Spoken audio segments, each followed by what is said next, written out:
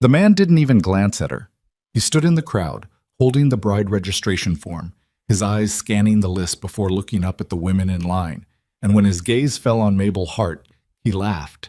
Not out of amusement. He laughed because he found it funny. He turned to the person next to him, leaned in and whispered, and that person laughed too. Then the next, then the whole line. Laughter spread like fire to dry straw from one end of the dusty square in Dura Flats, Arizona, 1883. Mabel stood tall. She didn't bow her head, but her hands, hidden behind her back, trembled. If you were her, what would you do? If you stood there in the midst of a laughing crowd, no one chose you, no one looked at you, would you walk away or would you stand there? Mabel Hart's answer will change everything. Like now, if you want to hear this story to the end, comment with the name of your city or country. I'd love to know how far my story has come. And don't forget to subscribe so you don't miss the next stories. Because what happens next, nobody in Dura Flats could have predicted. The man's name was Gerald Fitch, and he ran the bride gathering the way a livestock auctioneer ran a cattle sale. Efficiently, loudly, and without particular concern for the feelings of anyone involved. He stood on the wooden platform outside the Dura Flats General Store with a clipboard tucked under one arm and a voice that could carry across a canyon. He'd organized 3 of these gatherings in the past 2 years, and each one had gone smoothly, which was to say that every woman on the list had been spoken for by sundown, the bachelors had gone home satisfied, and Gerald Fitch had collected his matching fee without incident. This one, he was already sensing, was going to be different. It wasn't the weather, though the September heat was punishing enough. The kind that turned the air above the packed dirt into something that shimmered and bent. It wasn't the turnout. 32 men had shown up, which was better than last spring. It was the woman standing at the far end of the row. Mabel Hart was 34 years old. She was not what anyone would call a small woman. She stood 5'5" in her worn brown boots, and she carried herself like someone who had long since stopped apologizing for the space she occupied. But there was something careful in that uprightness, something that had been practiced rather than inherited. Her dress was clean. Her dark hair was pinned back without fuss. She had a face that wasn't pretty in the way men here meant when they used that word, but there was something in it, a steadiness around the eyes, a set to the jaw, that a different kind of man in a different kind of mood might have called striking. Gerald Fitch had not noticed any of that. What Gerald Fitch had noticed was that she was the last woman added to his list. She'd come from 2 territories over, and she'd listed her previous marriage as dissolved, a word she'd chosen carefully, he suspected, because the truth of it was worse than the word made it sound. He hadn't asked questions. His fee was the same either way. The gathering started at 9 in the morning as advertised. The men who'd ridden in the night before were already assembled in rough clusters, some with hats in their hands, some with their hats still on, most of them eyeing the row of women with the particular expression of men trying to look like they weren't doing exactly what they were doing. There were 11 women in total. Most of them were younger than Mabel. 2 of them were genuinely beautiful in the conventional sense, one with red hair that caught the morning light, one with pale eyes the color of shallow water. And those 2 had already attracted a visible orbit of interest before Gerald Fitch had even cleared his throat. He called the first name. The red-haired woman, Clara Moss, 22, from Tucson, stepped forward, and 3 men immediately moved in her direction. Gerald Fitch worked through the logistics with practiced efficiency. The chosen man signed the agreement, and Clara Moss accepted with a small, relieved smile that was the most honest thing Mabel had seen all morning. One by one, the women were called and chosen. Mabel watched. She kept her hands still. She had learned, in the past 2 years, how to make her face do almost nothing, how to keep whatever was happening behind her eyes from showing up in her expression. It was a skill she'd developed the way you develop any skill under pressure, imperfectly, through repeated failure, until the failures stopped being visible to everyone except herself. She had known coming here that this was a possibility. She hadn't let herself think about it directly, the way you don't look straight at the sun. But she'd known. A woman her age, her size, her history. She wasn't naive. What she hadn't known was how it would feel to watch it happen in sequence. Woman after woman called forward and spoken for, the crowd's attention moving like water flowing downhill, always toward the younger, the prettier, the less complicated. She hadn't known that the men's faces would be so unguarded about it. They didn't bother hiding their lack of interest in her. There was no cruelty in it, not at first, just indifference, which was its own particular thing. Gerald Fitch was down to 3 women now, then 2, then 1. He looked at his clipboard, he looked up. His gaze found Mabel at the end of the row, and something crossed his face that he didn't bother to conceal. A flicker of what might have been embarrassment, or might have been the mild annoyance of a man confronting an administrative problem he hadn't anticipated. "Mabel Hart," he said. She stepped forward. The murmur started somewhere in the middle of the crowd and spread outward. She couldn't make out specific words, but she didn't need to. She'd heard variations of this sound before. It was the sound a crowd makes when it's deciding whether to be kind or not, and concludes, collectively, that kindness isn't required. "Any takers?" Gerald Fitch said, and he meant it as a straightforward question, practical, businesslike. But the words landed wrong, and he knew it the moment they left his mouth, because the crowd laughed. Not everyone. Maybe a third of the men standing there, maybe less. But it was enough. It was the kind of laughter that doesn't need volume to do damage. A few short sounds, quickly stifled, and then the silence after was somehow worse than the laughter itself. Mabel did not move. She looked straight ahead, at a point slightly above Gerald Fitch's left shoulder, at some neutral piece of sky. And she breathed. Her hands, behind her back, found each other and held on. A man near the front said something she did catch. She was meant to catch it. That was the point of the volume it was delivered at. And the words were, maybe if she lost about half of herself. More laughter. A few uncomfortable silences nearby. One woman in the crowd, someone's wife, pulled her husband's sleeve and said something sharp in a low voice, but her husband was already looking away. Gerald Fitch, to his marginal credit, held up a hand. All right. He looked back down at his clipboard. We've got a fine candidate here. Experienced, hardworking. Any of you men looking for someone who can... How old is she? Someone called out. 34, Gerald Fitch said. Any children? There was a pause. It was the pause that did it. That single half-second in which Gerald Fitch checked his notes and confirmed what Mabel already knew was on that paper. And then he said, previous marriage. No children produced. The crowd went quiet in a different way. Not interested quiet. Finished quiet. The kind of quiet that closes a door. Mabel heard it for what it was. She recognized it.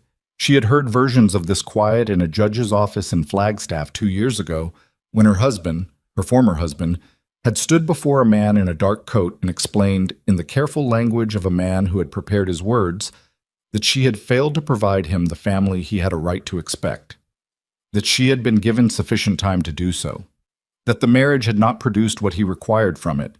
He had not looked at her once during that proceeding, not one once.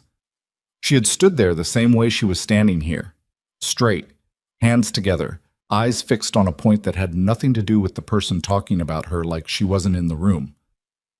The silence in the Dura flat square stretched another beat, and then another, and Gerald Fitch was opening his mouth to say something conciliatory and useless when the crowd shifted. It shifted the way crowds shift when something unexpected moves through them. Not a sound, not a word, just a physical change in the arrangement of bodies as people stepped aside without quite deciding to. Mabel didn't understand what was happening until the man appeared at the edge of her peripheral vision, walking without hurry toward the platform. She didn't know him. She'd find out his name in a few minutes, and she'd spend considerably longer than that finding out what it meant. But in that first moment, she simply registered his presence the way you register weather changing, a shift in pressure, something that hadn't been there and now was. He was not a young man. Somewhere past 40, probably not yet 50, with the kind of face that had been weathered into angles rather than softened by years. He wore no jacket in the heat. His boots were working boots, not dress. He walked like someone who was accustomed to covering ground and had no particular opinion about it. He stopped in front of Gerald Fitch. "This the one you've got left?" he said. His voice was even, not loud, not performing anything. Gerald Fitch blinked. "Silas, didn't expect to see you here." "I can see that." The man, Silas, looked at Mabel directly. Not the way the other men had been looking, assessing and cataloging and finding insufficient. He looked at her the way you look at something you are actually trying to see. "What's your name?" "Mabel Hart," she said. Her voice came out steadier than she expected. "Where are you from?"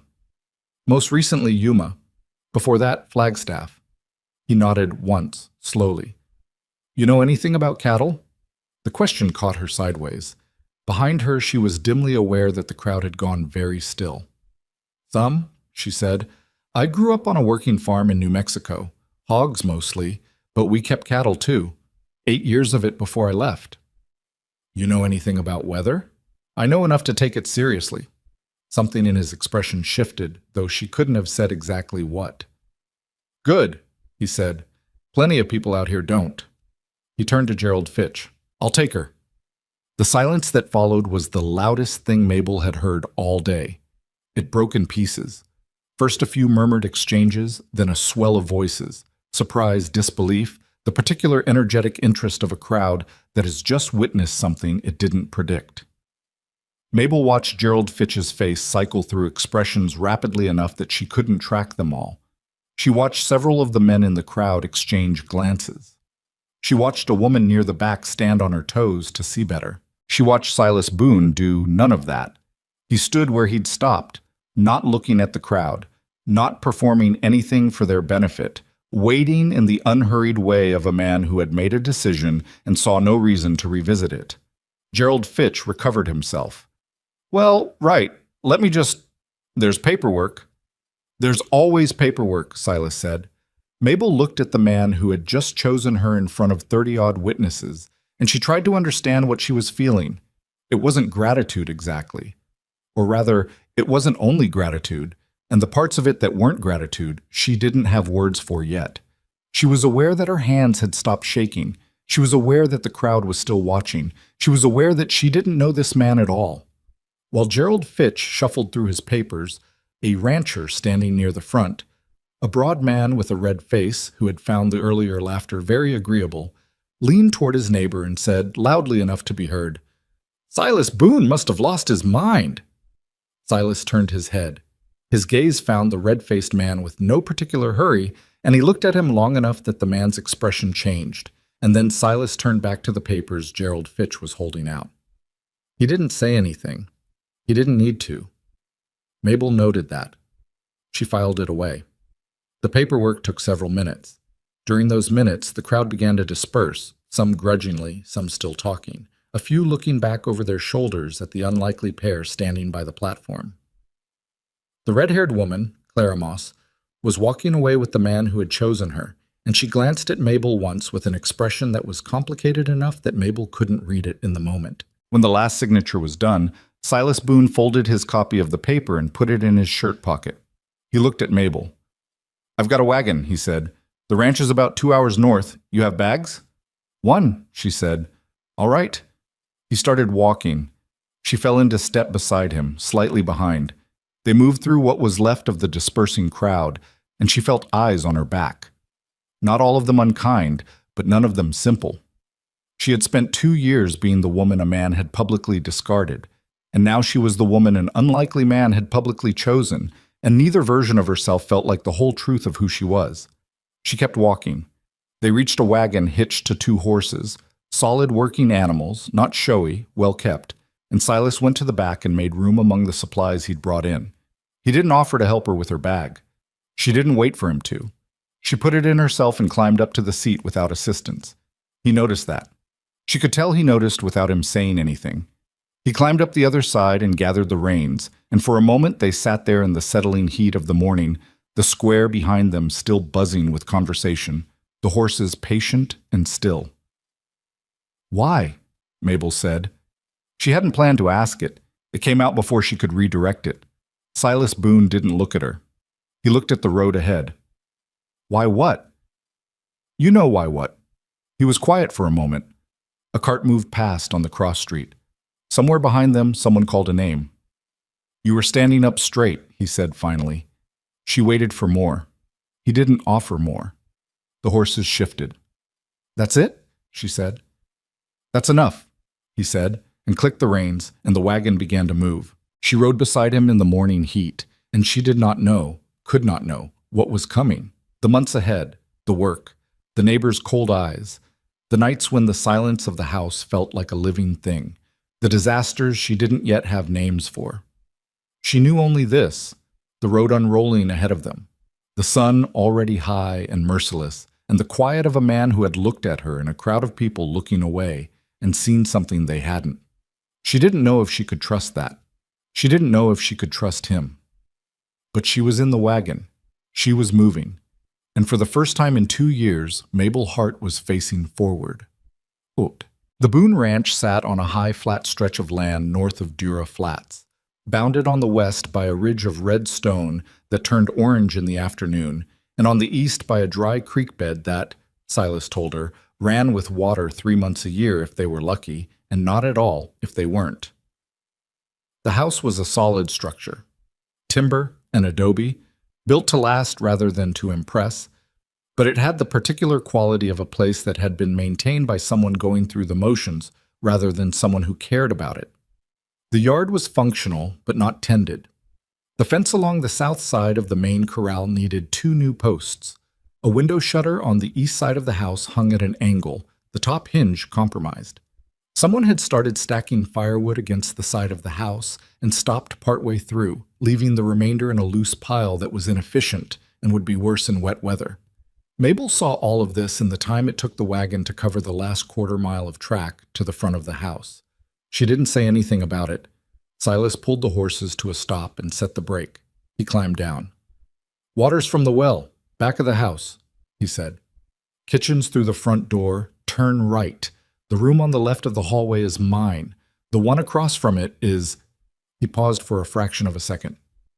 Available. She understood what that fraction of a second meant. Someone had been in that room before her. She didn't ask who. All right, she said. She climbed down from the wagon, took her bag, and went inside. The kitchen was clean enough, but stark. The kind of clean that comes from things being used minimally rather than from active care. She looked at the state of the larder, better stocked than she'd expected, though arranged without any particular logic, and looked at the stove and looked at the ceiling and then went to the room across from his and put her bag on the floor inside the door.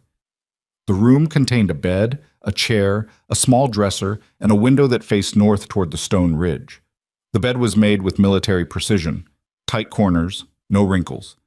And the precision of it struck her as lonely somehow. The kind of precision that comes from habit rather than expectation.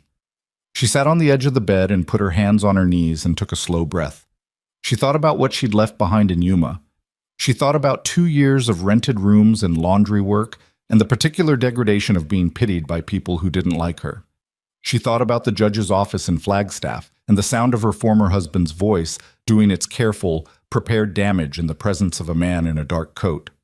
She thought about the crowd in Dura Flats this morning, the wave of laughter, the shape of the silence that had come after. She did not cry. She had cried enough over the past 2 years to have become skeptical of it as a useful activity. She unpacked her bag instead. There wasn't much. 2 dresses besides the one she was wearing, practical underclothes, a tin of salve she'd been using on her hands since the laundry work dried them to cracking, a small book she'd been carrying for 3 years and had never quite gotten to the end of, a folded photograph she didn't look at. She put things in the dresser drawers. She hung one dress on the single hook inside the closet door. She set the book on the windowsill. Then she went back to the kitchen and started figuring out what she could make for supper. Silas came in an hour later. He'd been out to the corral. She'd heard him moving around, heard the horses, heard the particular sounds of a man doing the end-of-day work of a working ranch. He came in through the back door, washed his hands at the basin, and stopped when he smelled what was on the stove. He didn't comment. He sat down at the table. She served him without ceremony. It was a simple meal. She hadn't had time or materials for otherwise. But it was hot and seasoned properly, which was more than the empty kitchen had suggested was coming. He ate without speaking for a while. She ate across from him. There's a fence post needs replacing on the south corral, she said. He looked up. The one at the southeast corner, she said. It's rotted through at the base. You probably knew that. I knew it, he said. And the shutter on the east window. A pause. I knew that too. I can fix the shutter, she said. If you tell me where you keep tools. He considered this. Whatever he was considering, he didn't share it. Shed out back, he said. All right. They finished eating. She cleared the plates. He went to the front room and she heard him settle into a chair. She washed up and looked out the kitchen window at the stone ridge going dark against the last of the light. She was in someone else's house. She was someone else's wife, in legal, if not yet any other sense. She was in the middle of a territory that did not know her name. She thought about that red-faced man in the square saying Silas Boone had lost his mind, and she thought about Silas's face when he'd heard it, not angry, not defensive, just absent, indifferent in the way of a man who had made his calculation and didn't require anyone else's approval of the result. She didn't know yet whether that was reassuring or terrifying. She dried her hands on the dishcloth and went to the front room. Silas was in a wooden chair near the cold fireplace, not reading, not doing anything in particular, just sitting with the stillness of a man accustomed to his own company. He looked up when she came in. I want to know what you expect, she said. She kept her voice level. From this arrangement. From me. I want to hear it from you directly rather than figure it out by accident. He looked at her for a long moment. Outside, the night was coming down over the ridge, and the light in the room was going amber and dim. I told you in town, he said. I need someone who can handle what's here. That's not specific? No, he agreed. It's not. He looked at the empty fireplace. I've got 700 acres, about 200 head of cattle, give or take what I lost in March. I work it mostly alone. I had a hand last year, but he moved on. The house has been... He stopped, started again. The house has needed attention. I've been keeping up with the land and not much else. Why? He didn't answer that one right away. Because the land has to eat, he said finally, and the house can wait. She understood that. She understood it in the bones, actually. The triage of a working operation, the way you sacrifice what can survive neglect to sustain what can't. She'd seen her parents make those calculations on the farm in New Mexico. She'd made versions of them herself. I can keep the house, she said, and I can help with the land. I'm not fragile. I didn't think you were. The people in Dura Flats seemed to have a different opinion. He made a sound that wasn't quite a laugh, but was something adjacent to it. The people in Dura Flats, he said, have a limited view of what matters. She looked at him. What were you doing there today? You didn't look like a man who'd been planning to attend a bride gathering. I wasn't, he said. Then why? I was there for supplies. He looked at her steadily. I saw the gathering from the road. I saw... He stopped again, looked at the fireplace again. I saw what was happening. The room was quiet. You felt sorry for me, she said. She said it without inflection, without bitterness, just laying it out to see if it was true. No, he said. And then, after a pause, I saw someone standing up straight in circumstances that would have put most people on their knees. That's not sorry. That's something else. She sat with that for a moment. All right, she said. I'll take you at your word. Fair enough, he said. She went to bed that night in the room with the tight corners and the north-facing window, and she lay in the dark and listened to the sounds of a ranch at night. The cattle distant and low, something moving in the brush somewhere, the wood of the house ticking as it cooled. New sounds. She would learn them, she supposed, the way you learned anything, one night at a time until they were ordinary. She was not happy. She wasn't certain what she was. But she was here, and she was still standing, and in the morning there was a shutter to fix and a house that needed attention and 700 acres of Arizona territory that didn't care one way or another about her history. That, she thought, was close enough to a beginning. The shutter was worse than it looked from the wagon.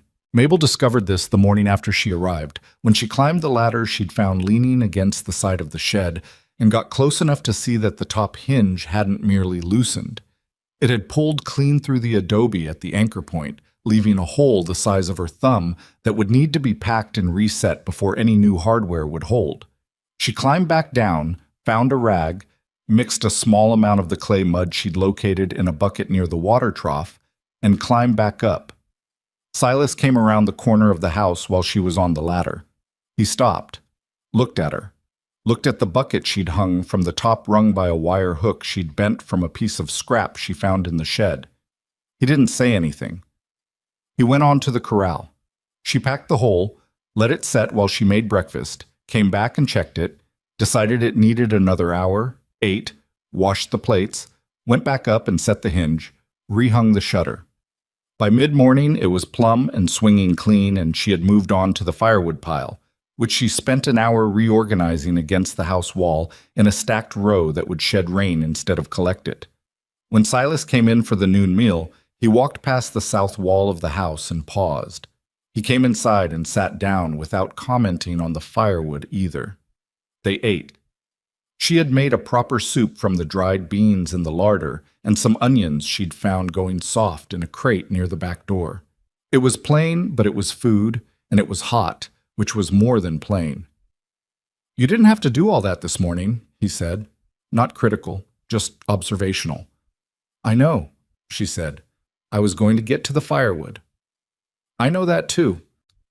He looked at her across the table with an expression she was starting to recognize, a kind of careful attention that didn't broadcast itself.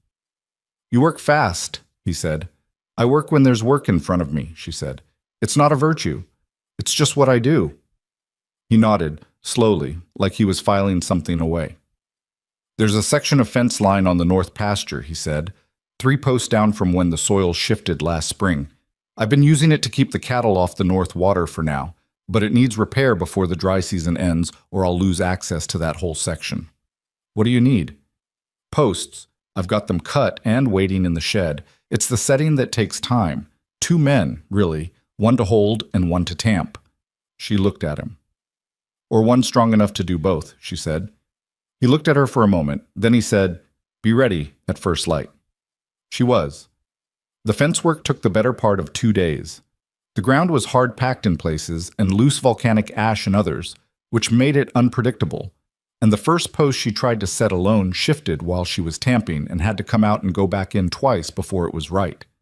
She didn't complain about this. She pulled the post, resettled it, tamped it again, moved on. Silas worked the next section over.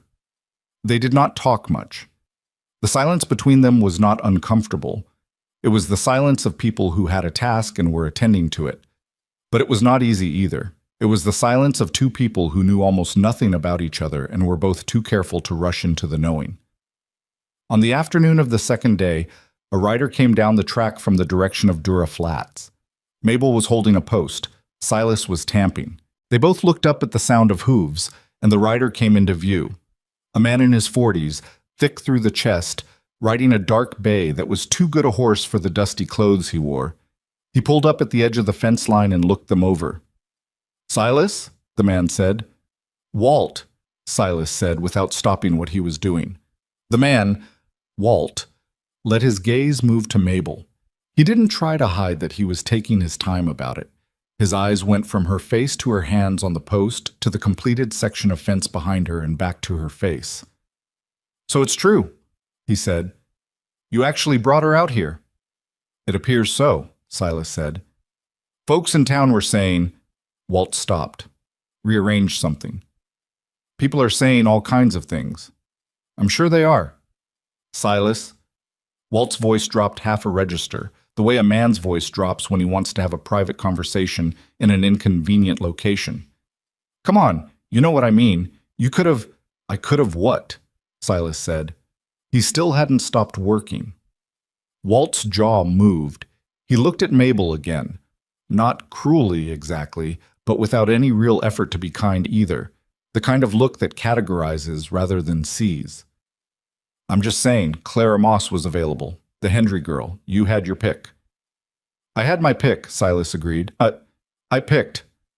Walt sat on his horse for another moment. Then he looked at Mabel directly and said, "No offense to you, ma'am." She looked back at him. "None taken," she said pleasantly. It was the tone of voice that means exactly the opposite, and he heard it because his ears went slightly red. He said a few more things to Silas about cattle prices and a water dispute 2 ranches east, and then he rode away. Mabel and Silas returned to the fence post. "He'll talk," she said. Not a question. "He already has," Silas said. "Half the territory knows by now." "Does that bother you?" He tapped the post twice more, then stood and checked its plumb. Walt Greer's opinion of my decisions has never particularly interested me, he said. I don't expect that to change. She looked at the post. It was straight. They moved to the next one. That evening, she sat at the kitchen table and wrote a letter she didn't send, a habit she'd developed in Yuma, writing things she had no one to say to, giving them somewhere to go besides staying inside her. She wrote about Walt Greer's face. She wrote about the way Silas had kept working while the man questioned his judgment to his face, and the quiet assurance in that, not bravado, not defensiveness, just a complete absence of the need to justify himself to an audience. She had never known a man like that. She was not sure she trusted it yet, but she noted it. She put the letter in the small tin box she kept at the bottom of her bag and went to sleep. The rhythm of the days established itself. She woke before him, which surprised her the first morning and ceased to surprise her after that. She had the stove going and water on before he came into the kitchen, and he ate what she made without complaint and without excessive praise either, which she appreciated more than compliments would have given her. Compliments, she had learned, could be a way of keeping someone at a distance. A man who eats what you've made and reaches for more is telling you something truer. She reorganized the larder within the first week.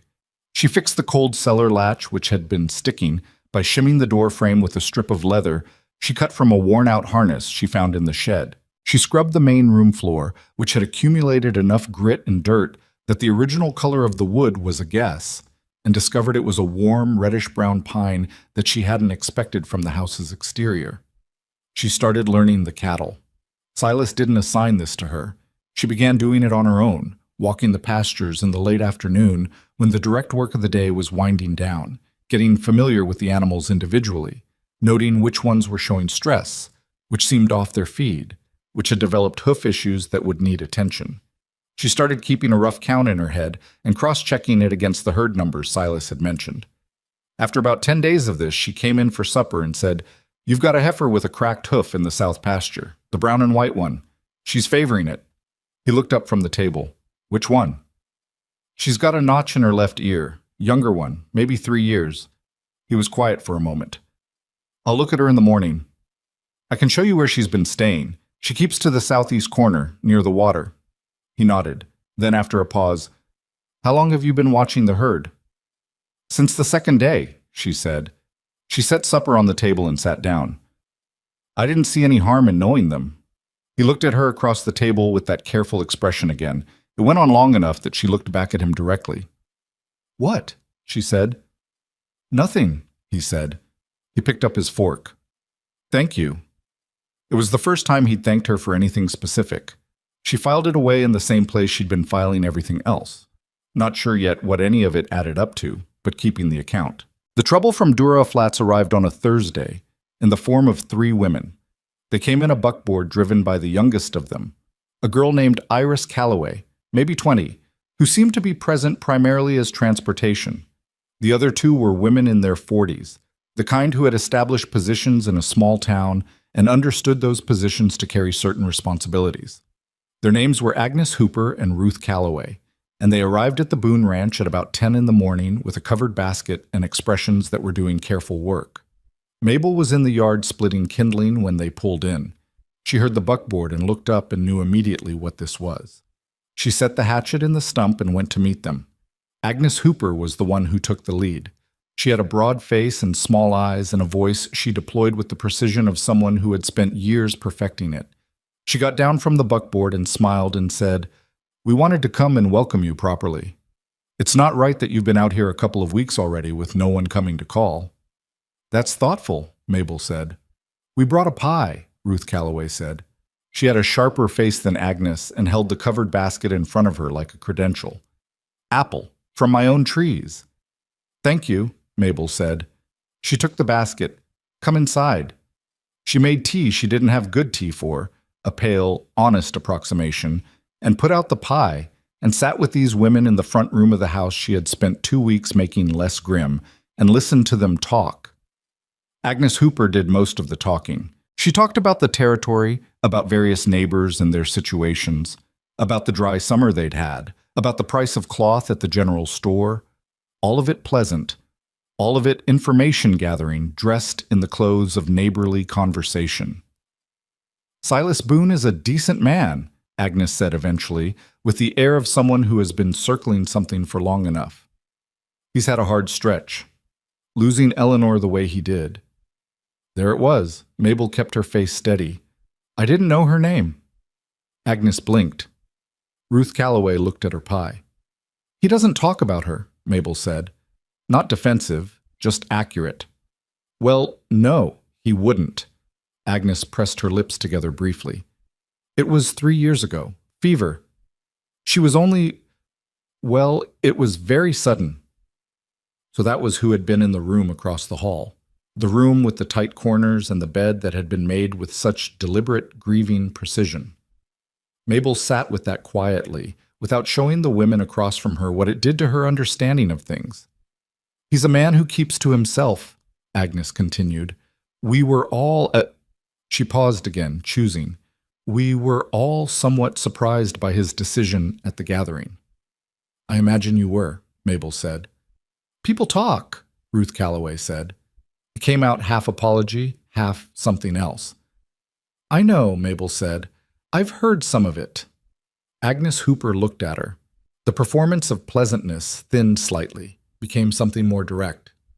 You seem like a capable woman, she said. I'll be honest with you.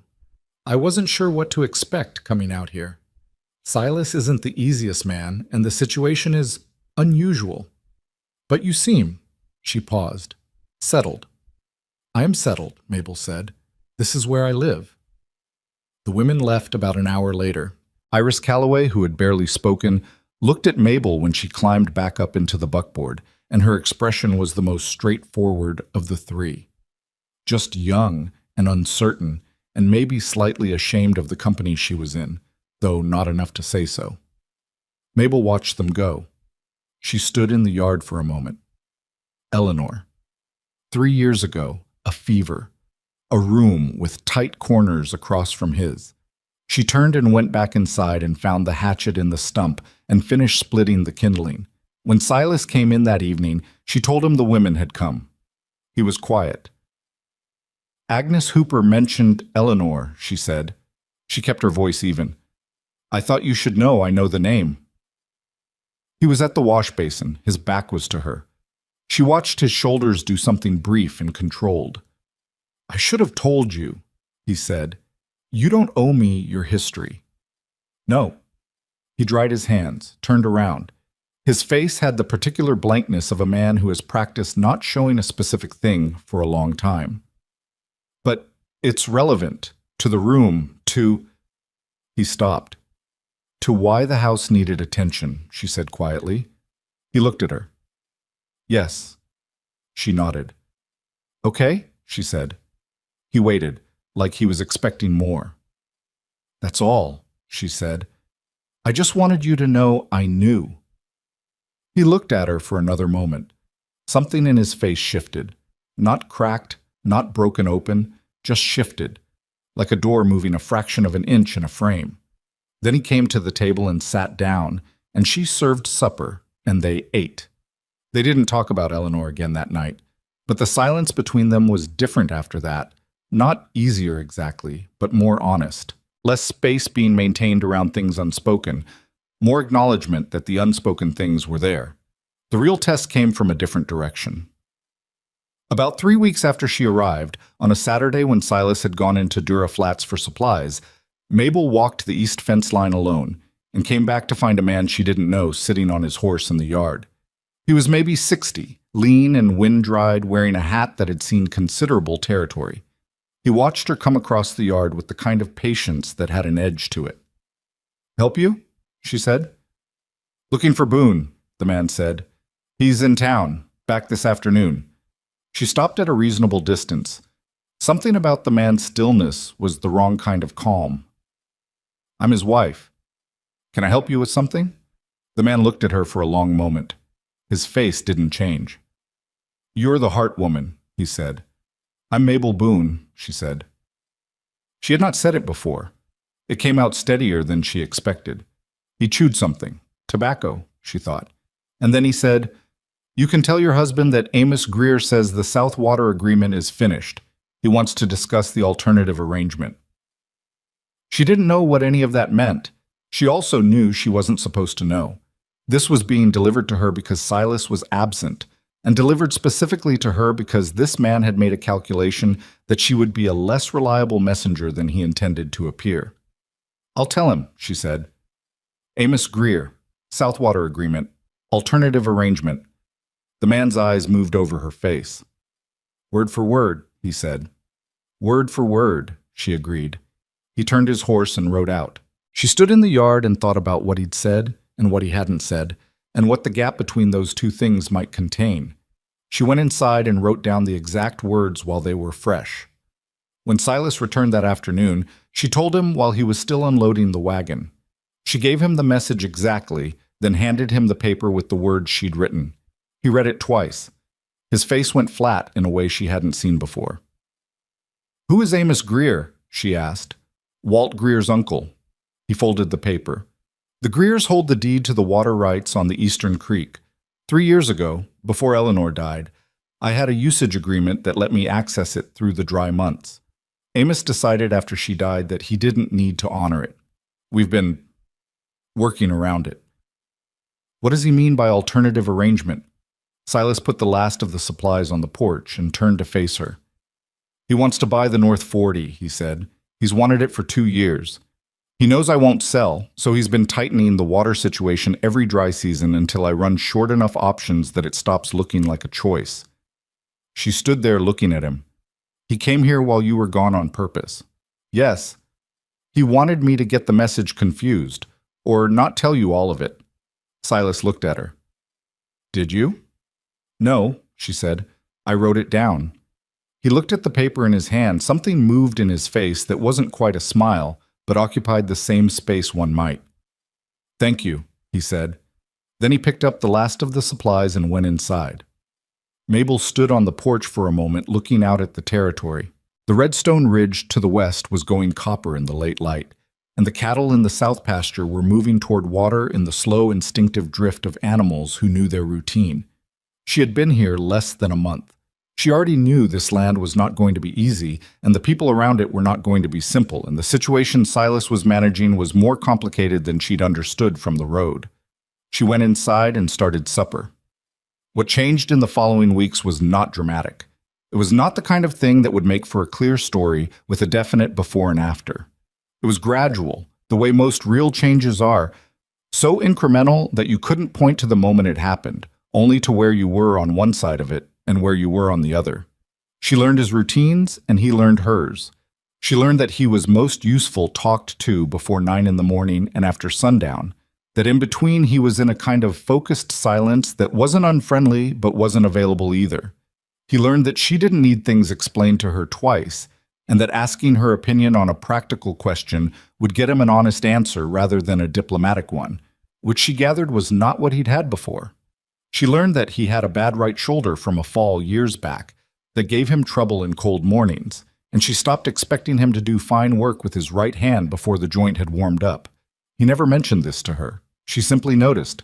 He learned that she didn't sleep well the first 2 or 3 nights of every week and slept heavily the back half, which meant she was sometimes already in the kitchen at 4 in the morning when he came out at 5, and sometimes still asleep when the workday was already started.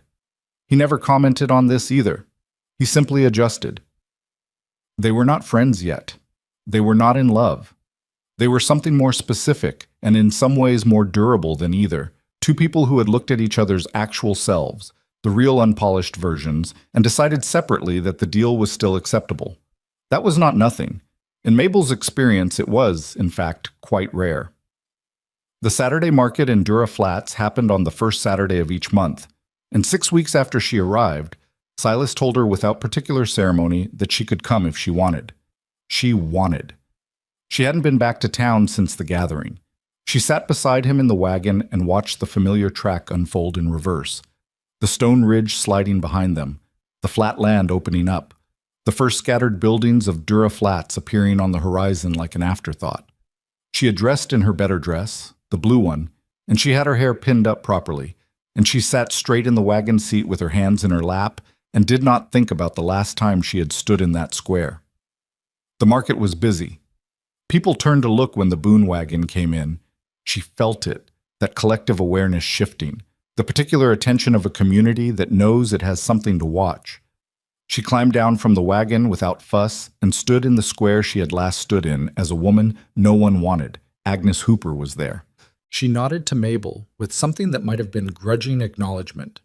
The red-faced man, she'd learned his name was Vern Cole, was there too.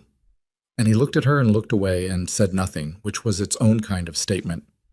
There was a woman at the dry goods table who looked at Mabel for a long moment and then said, "You're Silas Boone's wife." "That's right," Mabel said. "I heard you fixed up the place considerable," the woman said. She seemed uncertain whether this was good or bad. "Some," Mabel said. "It's a solid house. It just needed some attention." The woman nodded. Something in her expression recalibrated. Silas was across the square, talking to a man about feed prices. He hadn't looked back to check on her. She had noticed that he didn't do that, didn't check on her, didn't manage her, didn't hover. Whether it was trust or simply the natural habits of a solitary man who wasn't accustomed to tracking another person's location, she couldn't say. She had decided it didn't matter which it was, because the effect was the same. She was allowed to be a person with her own ground to cover. She bought a spool of thread she needed and some dried fruit, and after a moment of standing in front of the display, a small bunch of lavender from a girl selling herbs by the weight. It was an unnecessary purchase. She made it anyway. On the ride back, Silas said, without taking his eyes off the road, "You handled yourself fine." "I didn't do anything," she said. "You went in there and were exactly who you are," he said. "That's not nothing, after last time." She looked at his profile. The angled face, the weathered jaw, the way he held the reins with his left hand slightly more than his right, on account of the shoulder she was never supposed to know about. "It was harder than it looked," she said. "I know," he said. They rode the rest of the way back in silence, but it was a different silence than the one they'd left in 6 weeks before. Something in it had shifted toward something she didn't have a word for yet, something that was perhaps the beginning of being on the same side. The lavender went on the kitchen windowsill in a tin cup with a little water, and it made the whole room smell different, less like wood and dust and the residue of grief, more like something that belonged to someone living in it now.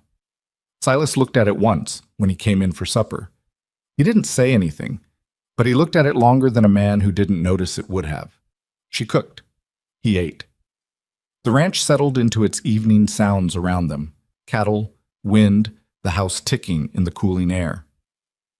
In the morning, there was a full day of work ahead, and more after that, and the Greer water situation was not resolved, and the North 40 was still under pressure, and the territory around them was not going to become a kind place simply because they needed it to. But the house was in order, the fence line held, the herd was accounted for, and two people who had both been told, in various ways, that they were not what anyone required had found themselves, against all reasonable expectation, necessary to each other. That was not a small thing. Out here, it was close to everything. The first sign was the smell. Mabel had been awake since before dawn, the way she was most mornings in the back half of the week, and she was standing at the kitchen window with a cup of coffee that had gone lukewarm when she caught it. Something sharp and dry underneath the usual morning air, like the inside of a cold stove that had been left sealed too long. She stood there for a moment, not certain she wasn't imagining it. Then she set down the cup and went outside. The sky to the southwest was wrong, not dramatically wrong, not yet. The sun was barely up and the light was still that pale flat gray that precedes color, but there was a quality to the horizon that she recognized from her years in New Mexico. A brownish tinge below the clouds, a density that didn't belong to weather. She went back inside and down the hall and knocked twice on Silas's door. He opened it in under 10 seconds, which told her he hadn't been fully asleep either. "Southwest," she said. "You should look." He came outside in his boots and his shirt untucked, and he stood beside her in the yard and looked at the horizon for a long moment without speaking. The smell was stronger now. There was no question anymore about whether she was imagining it. "That's at least 10 miles out," he said. "Maybe more." "Moving which way?" He watched. The brown tinge along the horizon had a directionality to it, not the formless spread of distant rain, but something with a shape to its movement, a bias. "Northeast," he said. Winds out of the southwest this morning. Has been for 2 days. She had noticed the wind shift but hadn't thought anything of it at the time.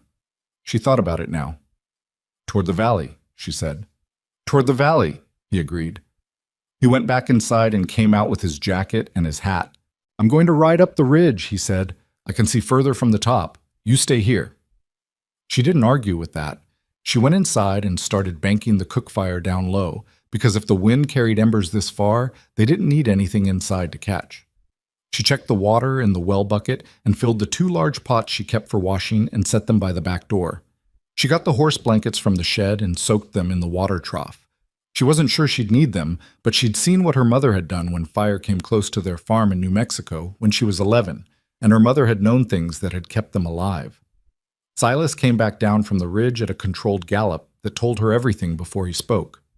It's bigger than I thought, he said, pulling up in the yard. It's already past the Hendry place, moving fast.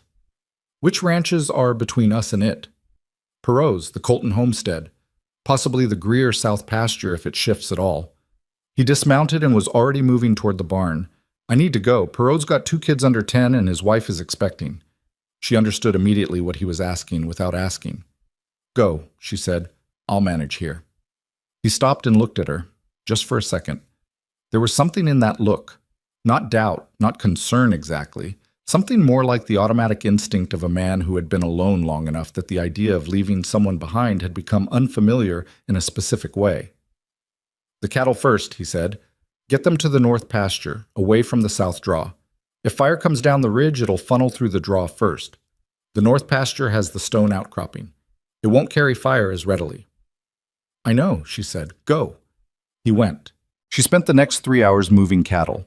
It was not a clean operation. The herd had been settled in the south pasture for the better part of 2 weeks, and had developed the bovine conviction that this was where they lived, and persuading 200 animals that they needed to relocate without sufficient hands to cover all the gaps in the temporary fencing was exactly as difficult as it sounds. She worked the outer edges of the herd on foot because the riding horse Silas had left her, a reliable gray mare named Cora, was getting nervous from the smell and needed a steady hand at the rein, which meant Mabel couldn't push the herd from horseback the way 2 people could have managed easily. She lost 6 animals out the East Gap. She found 4 of them by noon and got them back. The other 2 she let go. They'd headed east, away from the smoke, which was the right direction, and she couldn't spend more time on them. The sky by midday was the color of a bruise along the southwestern edge, and the smell had gotten into everything. Her hair, her clothes, the horse's coat. The cattle in the north pasture were restless and noisy, their anxiety transmitting through the herd in waves. She checked the fence line twice and reinforced the weakest section with wire she'd found coiled in the shed, doing it by hand because the pliers kept slipping and her palms were already raw. She ate nothing. She forgot to, which had happened to her before in situations where there was too much to attend to. She drank from the water trough when she was refilling it, cupping her hands, not worrying about what that looked like. By mid-afternoon, the smoke on the horizon had thinned. Not gone, but thinned, and the direction had shifted slightly north of northeast, which meant the fire had moved away from the Boone Ranch and toward the open flats where there was less to burn. She stood in the yard and watched it for a long time, reading the sky the way her father had taught her, and concluded eventually that the immediate danger had passed. She was sitting on the porch steps when Silas came back.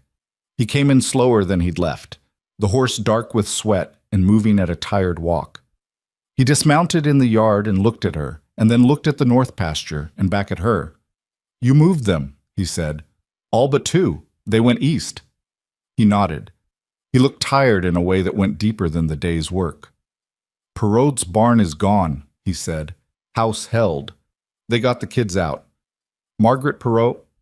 He stopped. She's all right. The baby's all right. She let out a breath. Good. Colton lost his hay stores. Greer's south fence burned. 3 other ranches lost outbuildings. He sat down on the porch step beside her, which he had not done before. Had never simply come and sat beside her in the casual, tired way of someone who belonged in the same space. 7 ranches fighting one fire with whatever they had. Tom Perot was using his jacket. She thought about a man beating at a fire with his jacket to save his house where his wife and children were. She thought about what the jacket would have looked like after. Is he all right? He'll have blisters for a week. Silas looked at his own hands. He'll live. They sat for a while in the smoky evening air. The cattle were still audible from the north pasture, their discontent settling gradually as the smell faded from the wind. I should have left you better instruction, Silas said. On the herd. I managed. You lost 2. I lost 2, she agreed. They went east, away from the fire. They might come back on their own. He was quiet for a moment. They might, he said. It was not optimistic and it was not pessimistic. It was simply accurate, which was the way he said most things, and she had come to find it more reassuring than a man who made everything sound manageable. She got up and made supper. He came in and washed and sat down, and they ate and didn't talk much, and for the first time since she'd arrived at this ranch, she was too tired to think about anything beyond the fact that the day was over and the house was standing and no one was dead. She slept that night like someone had weighted her down from the inside. The 2 missing cattle came back on their own the following afternoon, walking up the east track with the mildly embarrassed manner of animals that have done exactly what they intended and don't see what the fuss is about. She counted them back into the herd and moved the herd back to the south pasture and said nothing about this to anyone, but she noted it in the running account she kept in her head of the ranch's comings and goings, the way you keep track of a living thing you're responsible for. The territory had barely gotten its breath back from the fire when the sky changed again. It was 11 days later, October now, and the heat had finally broken into something that felt like the beginning of a different season. Cooler mornings, longer shadows, the light going amber earlier in the afternoon. Mabel had been watching clouds build to the north for 3 days, the kind of build that starts as interesting and progresses to concerning and then becomes something else entirely. On the 3rd morning, she came outside and looked north, and the clouds were not building anymore. They were organized. They had a structure to them that clouds in normal circumstances don't have. A rotation, slow and massive, barely perceptible from this distance, but there if you looked at the right level of sky. She'd seen this once before. She was 12 years old, and she'd seen it from the door of the farmhouse in New Mexico, and her father had seen her standing there and said, in a voice very different from his usual one, "Get inside and get in the cellar." And they had, and the farmhouse had lost its roof. She went inside and found Silas at the table with his coffee. "There's rotation in those clouds," she said. He looked up at her. He read her face. He set down his coffee and got up and went outside. She heard him on the porch. She started moving, not panicking, not running, but moving with the focused efficiency of someone who has made a list in her head and is working through it. She went to the shed and got the 2 heaviest rope coils. She went to the barn and checked the horses, opened the back stall gate so they could get out if something happened to the barn itself. She went to the cold cellar behind the house and looked at its construction, stone-roofed, dug into the earth, solid, and decided it was the best option. Silas came back inside. "You're right," he said. "It's moving." "How long?" "An hour. Maybe less. It's not certain." "What do we do for the cattle?" "Nothing we can do in an hour." His voice was tight in a way she'd rarely heard. "They'll scatter, or they won't. The horses we can shelter in the arroyo if we move now. The cut of the bank should protect them from the worst of it." She was already moving back toward the barn. They worked fast and without wasted conversation. Silas took both horses down the track toward the arroyo, a quarter-mile east, where the creek bank was cut deep enough to provide shelter. Mabel went through the house, closing shutters, pulling in anything from the porch that could become a projectile, moving the 2 large water pots into the front room away from windows. She went to her room and took the tin box with her letters from under her mattress and brought it to the main room. She didn't examine this decision, she just made it. She went to Silas's room. She hadn't been in there, not once in the weeks she'd lived here, though she had no formal reason not to enter it. She had simply understood it as a space she did not intrude on. She went in now because she was clearing the house of loose objects and she needed to close his window, and she did that quickly. But she paused for a moment, just a moment, and looked at the room. It was very plain. The bed was made with the same tight corners as the one in her room had been when she arrived. There was a small photograph on the dresser that she didn't look at closely enough to make out. There was a woman's brush on the window ledge, The kind of thing you leave because you can't quite put it away. She closed the window and left. Silas was back from the arroyo when she came outside. "Cellar," he said. They were in the cellar for 40 minutes. They sat on the stone steps in the dark with the door pulled shut above them and listened to the world come apart overhead. The sound was not like a roar. That was the thing that struck her. The description she'd heard as a child had said roaring, had said like a train, but what it actually sounded like was more diffuse than that, more enormous, like the air itself was being worked. Something heavy hit the cellar door once, hard enough to shake it in the frame, and she braced her back against the wall and put her foot against the door and held. Silas was beside her, shoulder to shoulder in the narrow space, doing the same. She could feel him breathing. She was aware of the warmth of his arm against hers. Neither of them spoke. There was nothing to say that the situation didn't already contain. Then it was over. Not gradually. One moment the sound was enormous, and the next moment it was receding, moving east and northeast with the speed of something that had somewhere else to be. They waited another few minutes. Then Silas pushed the door open.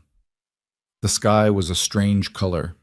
The particular yellow-gray that follows a storm like this, the light coming from everywhere and nowhere, flat and odd. The porch was intact, but the porch railing on the east side was gone. 2 sections of the south corral fence were down. The woodpile she had so carefully stacked was distributed across the yard in a way that bore no relationship to how it had been arranged. The barn was standing, the house was standing.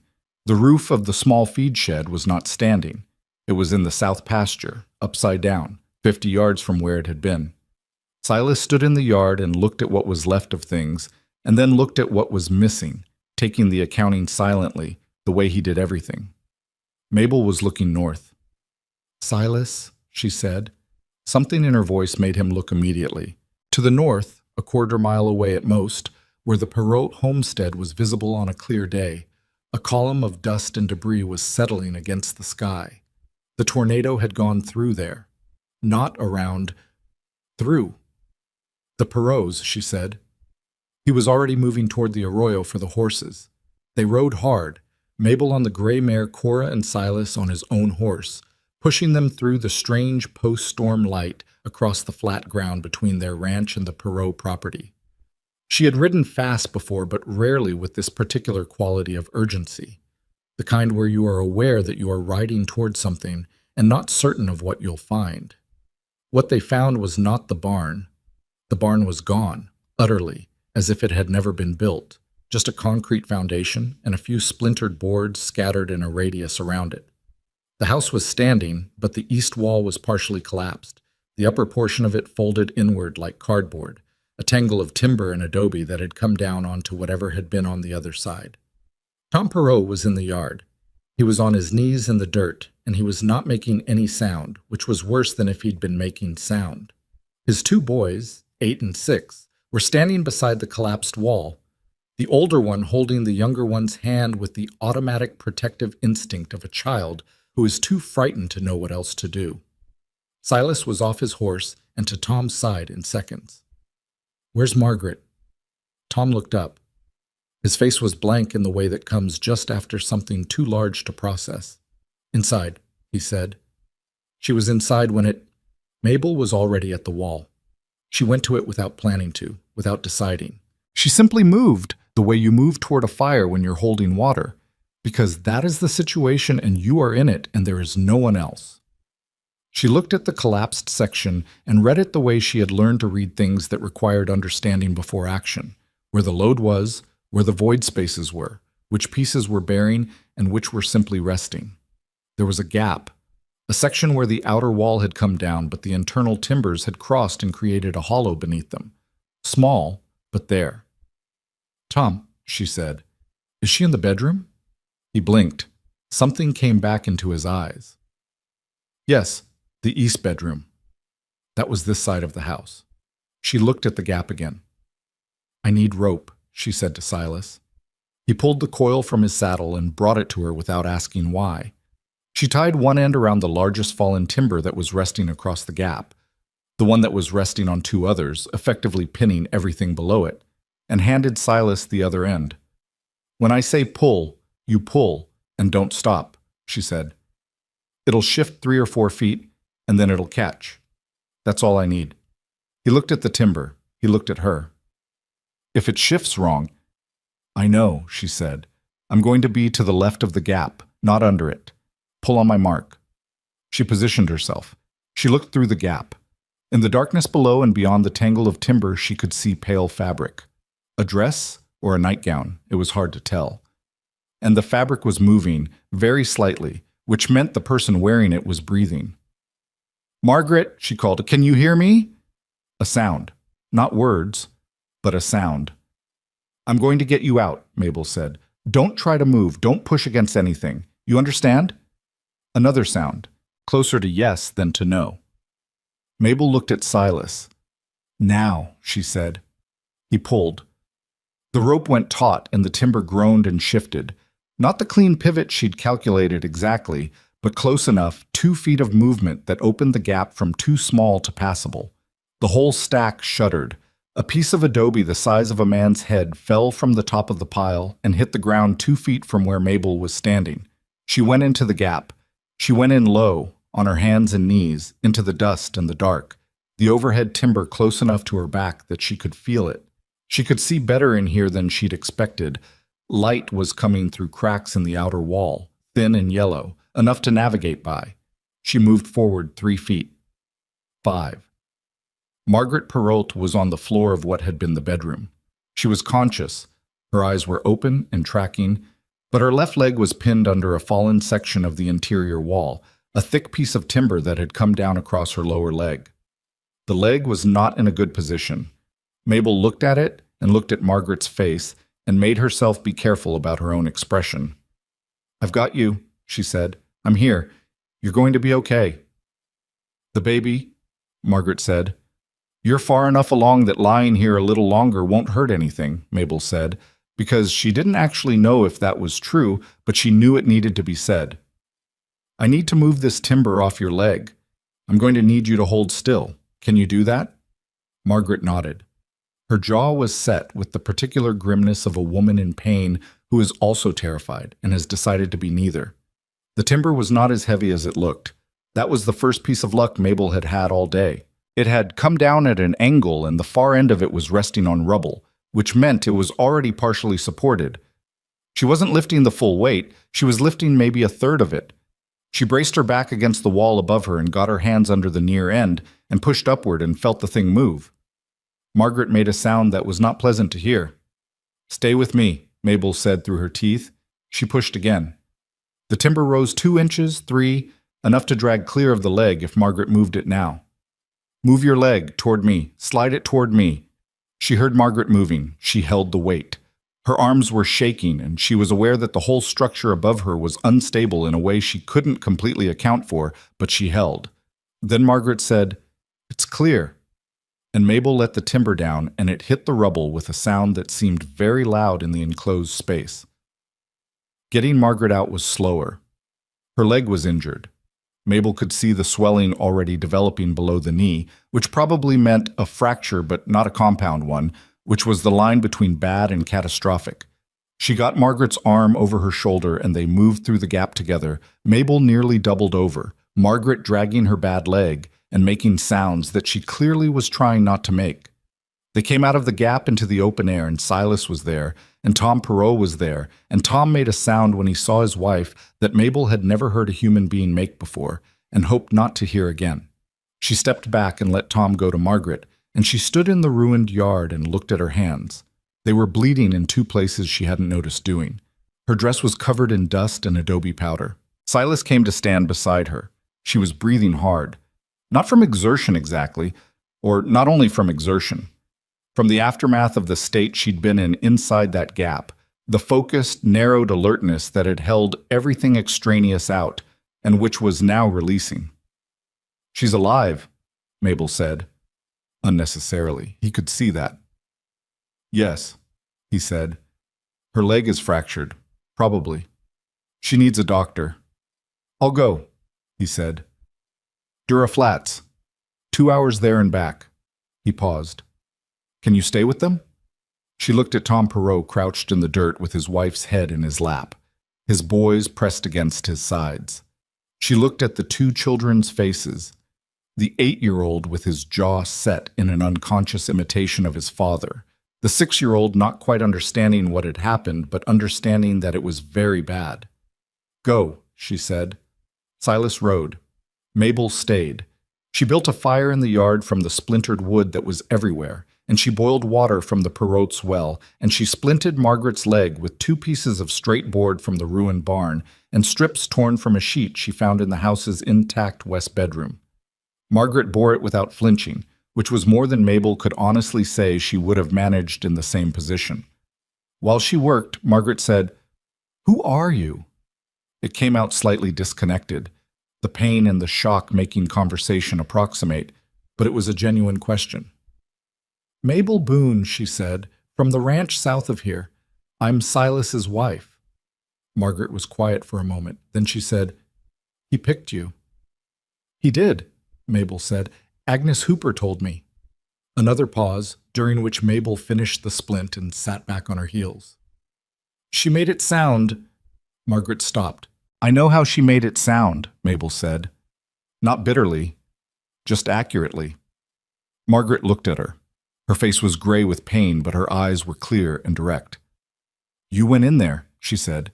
"Into that—" "You have children," Mabel said, "and a husband who loves you, and a baby coming. You had a lot of reasons to get out." Margaret held her gaze for a moment.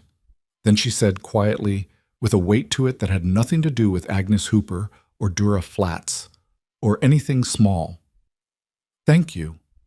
Mabel nodded. She looked away, out at the strange flattened light of the post-storm afternoon, at the ruined barn foundation and the boards scattered across the field, at the 2 boys playing in the dirt nearby in the way children play even after disasters because they are resilient in ways that adults have forgotten how to be. She thought about the gap in the wall, the darkness inside it, the sound of Margaret's breathing finding her in the dust. She had not thought, going in, about whether it was the right decision. She had not thought about the risk, or what it would mean if the structure shifted, or what anyone watching from outside would think. She had thought only, "There is a person in there and I can reach her." That was all. It was not heroism. It was just the minimum the situation required, and she happened to be the one present who could provide it. The doctor arrived with Silas as the sun was getting low. He examined Margaret thoroughly, confirmed the fracture, confirmed the baby was in no immediate distress, and said things to Tom Perrault in a low voice that made Tom close his eyes briefly and then open them again and nod. He looked at the splint Mabel had made. "Who did this?" he said. "I did," Mabel said. He looked at her over his glasses. He was a small man, compact and precise, with the manner of someone who had spent 30 years seeing what people were made of under pressure. "This is good work," he said. "This is genuinely good work." She didn't say anything to that. She looked at the splint and thought about whether she'd done anything differently from what her mother had taught her 30 years ago, and concluded that she hadn't. The knowledge had simply sat there, waiting.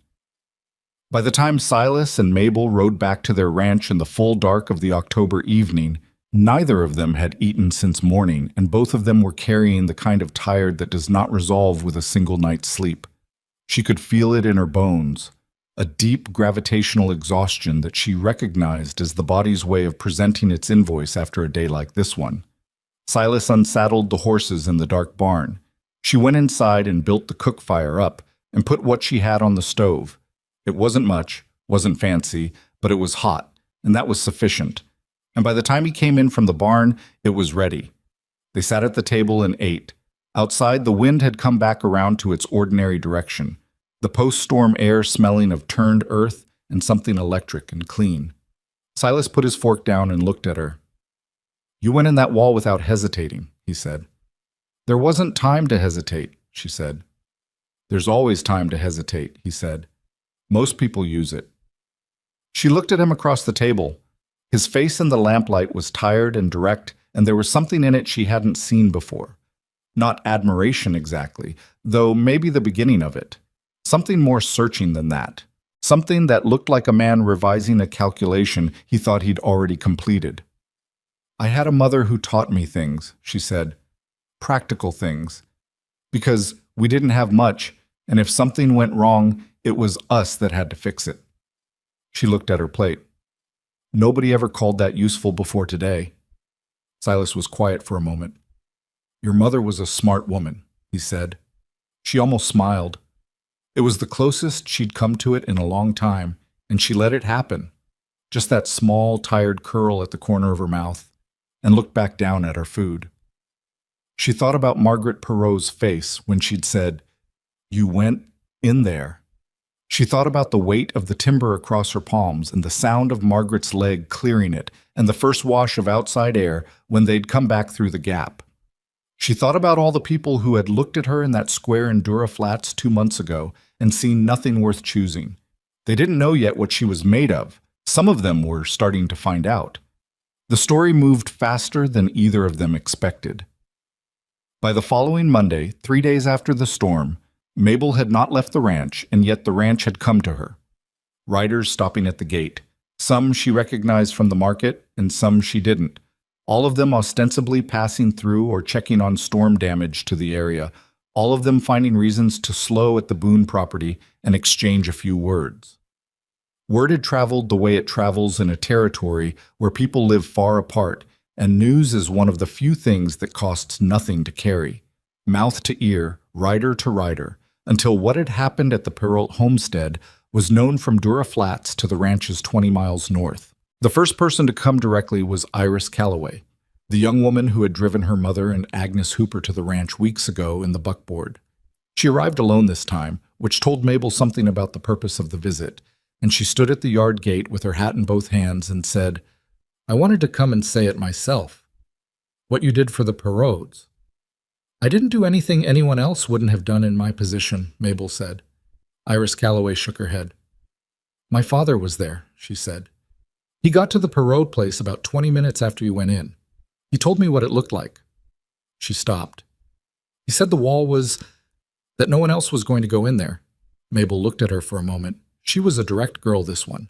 Had been in the background of that first uncomfortable social call, embarrassed by the company she was keeping. She had an honest face, and she was using it honestly now. "How is your father?" Mabel said. "He's fine. He helped Tom Perot shore up the remaining walls the next day." Iris paused. "Margaret is doing well. The doctor says the leg will heal properly if she stays off it." "Good," Mabel said. "That's good." There was a moment. Then Iris said, "I should have said something. When Mother and Mrs. Hooper came out here that first time, I knew the way they were. I knew what they thought, and I didn't say anything. I should have." Mabel looked at this girl, 20 years old, standing at her gate with her hat in her hands, doing the harder thing instead of the easier one. She thought about what it cost at that age to come and say a thing like that when you didn't have to. "You're saying it now," Mabel said. "Come inside. I'll put coffee on." Iris Calloway sat at Mabel's kitchen table and drank coffee and talked. And what she said, among other things, was that the conversation in Dura Flats had shifted in a way that didn't happen often and didn't happen quickly, but was happening. That people who had made up their minds about Mabel at the gathering were finding those minds less settled than they'd thought. That Tom Perot had stood outside the general store on Saturday and said, in front of anyone who cared to listen, that Silas Boone's wife had gone into that wall when grown men with 30 years of frontier experience had stood outside it. Vern Cole heard him, Iris said. Mabel looked at her coffee cup. Vern Cole was the red-faced man who had made the remark about her in the square. What did Vern Cole say? Iris hesitated just slightly. He didn't say anything, she said. He just walked away, which Mabel thought was its own kind of statement. Agnes Hooper came 4 days after Iris. She came alone in her own buggy, and she came in the late afternoon when the work of the day was winding down. She had a different bearing than the last time, less performed, less structured around its own pleasantness.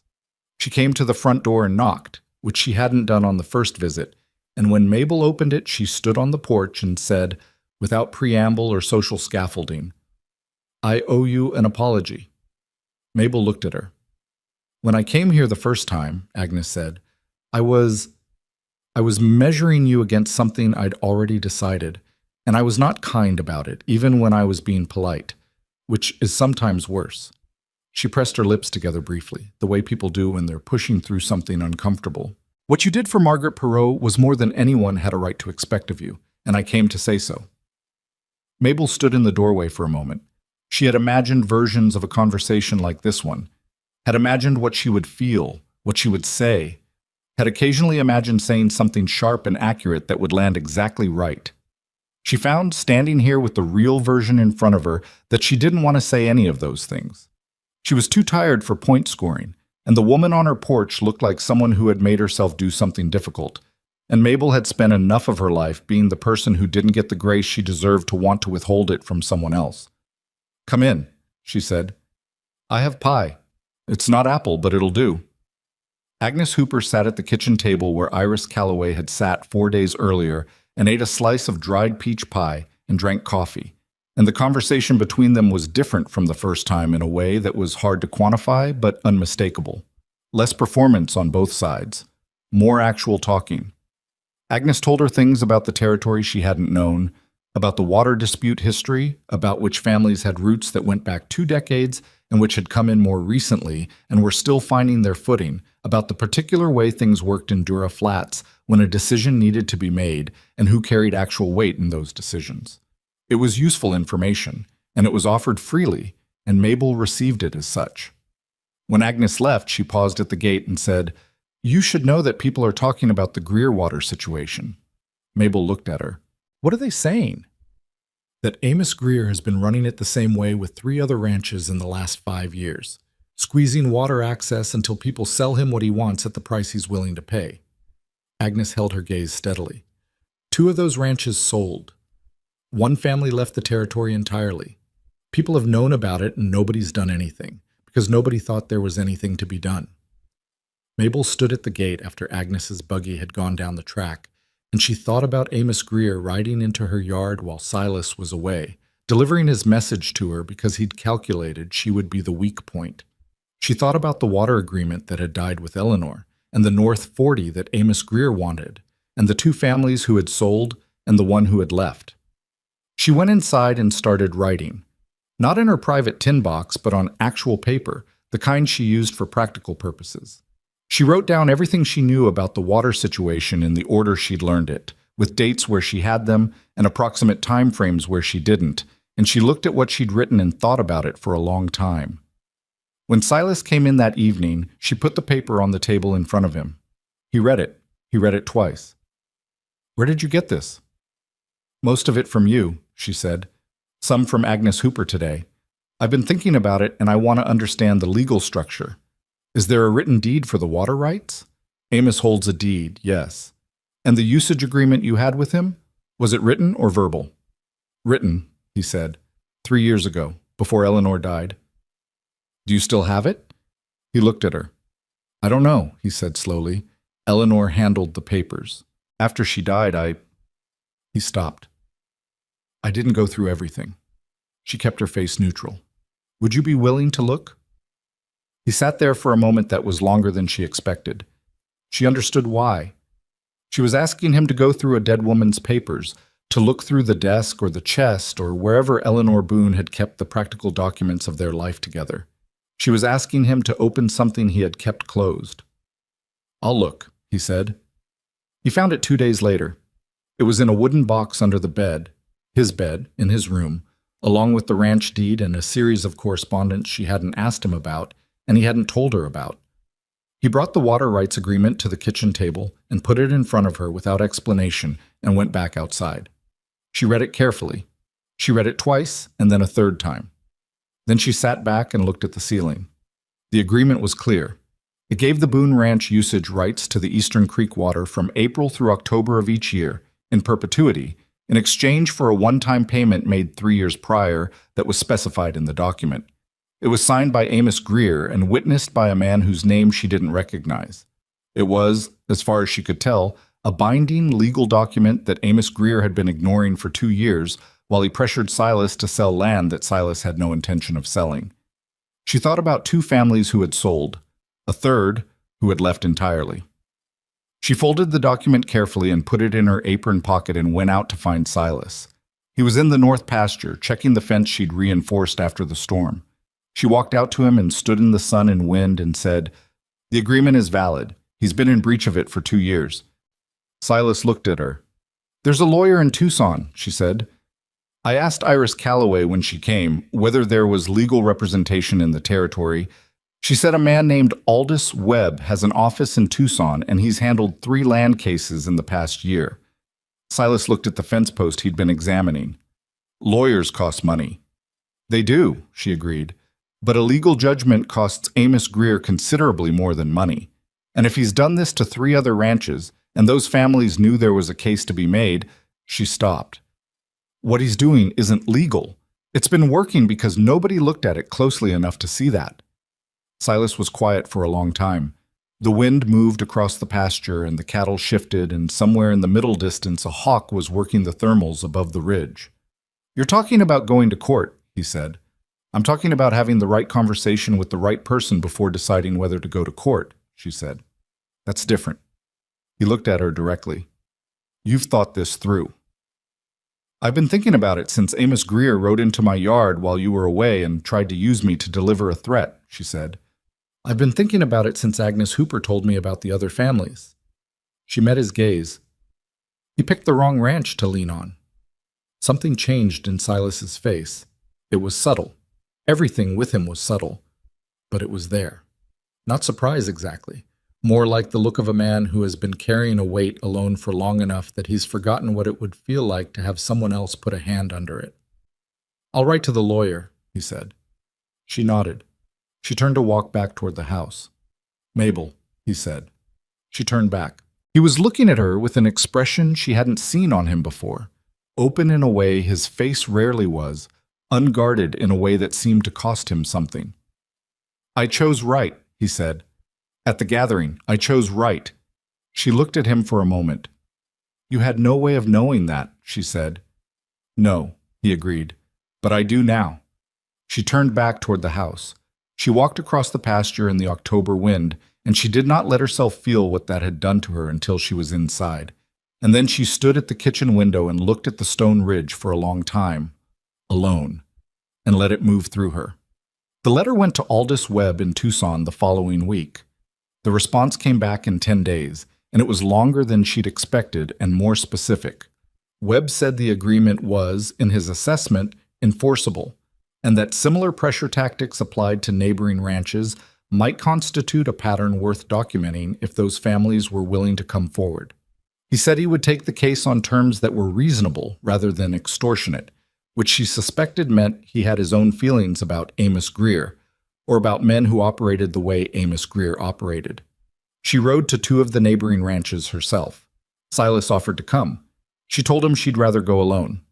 The first family, the Kellermans, who had sold their east 43 years ago under circumstances that had left them visibly bitter about it, received her in their kitchen with the wariness of people who had been disappointed by the territory's capacity for justice often enough to have largely stopped expecting it. She told them what she knew and showed them the copy she'd made of Silas's agreement. The husband, a heavy-set man named Carl, who had the hands of someone who had worked the land his whole life, read it twice and looked at his wife. His wife said, "We still have the letter." Carl Kellerman looked at Mabel. "You think this Webb is straight?" "I think he's worth talking to," Mabel said. "I can't promise anything beyond that." Carl sat back in his chair.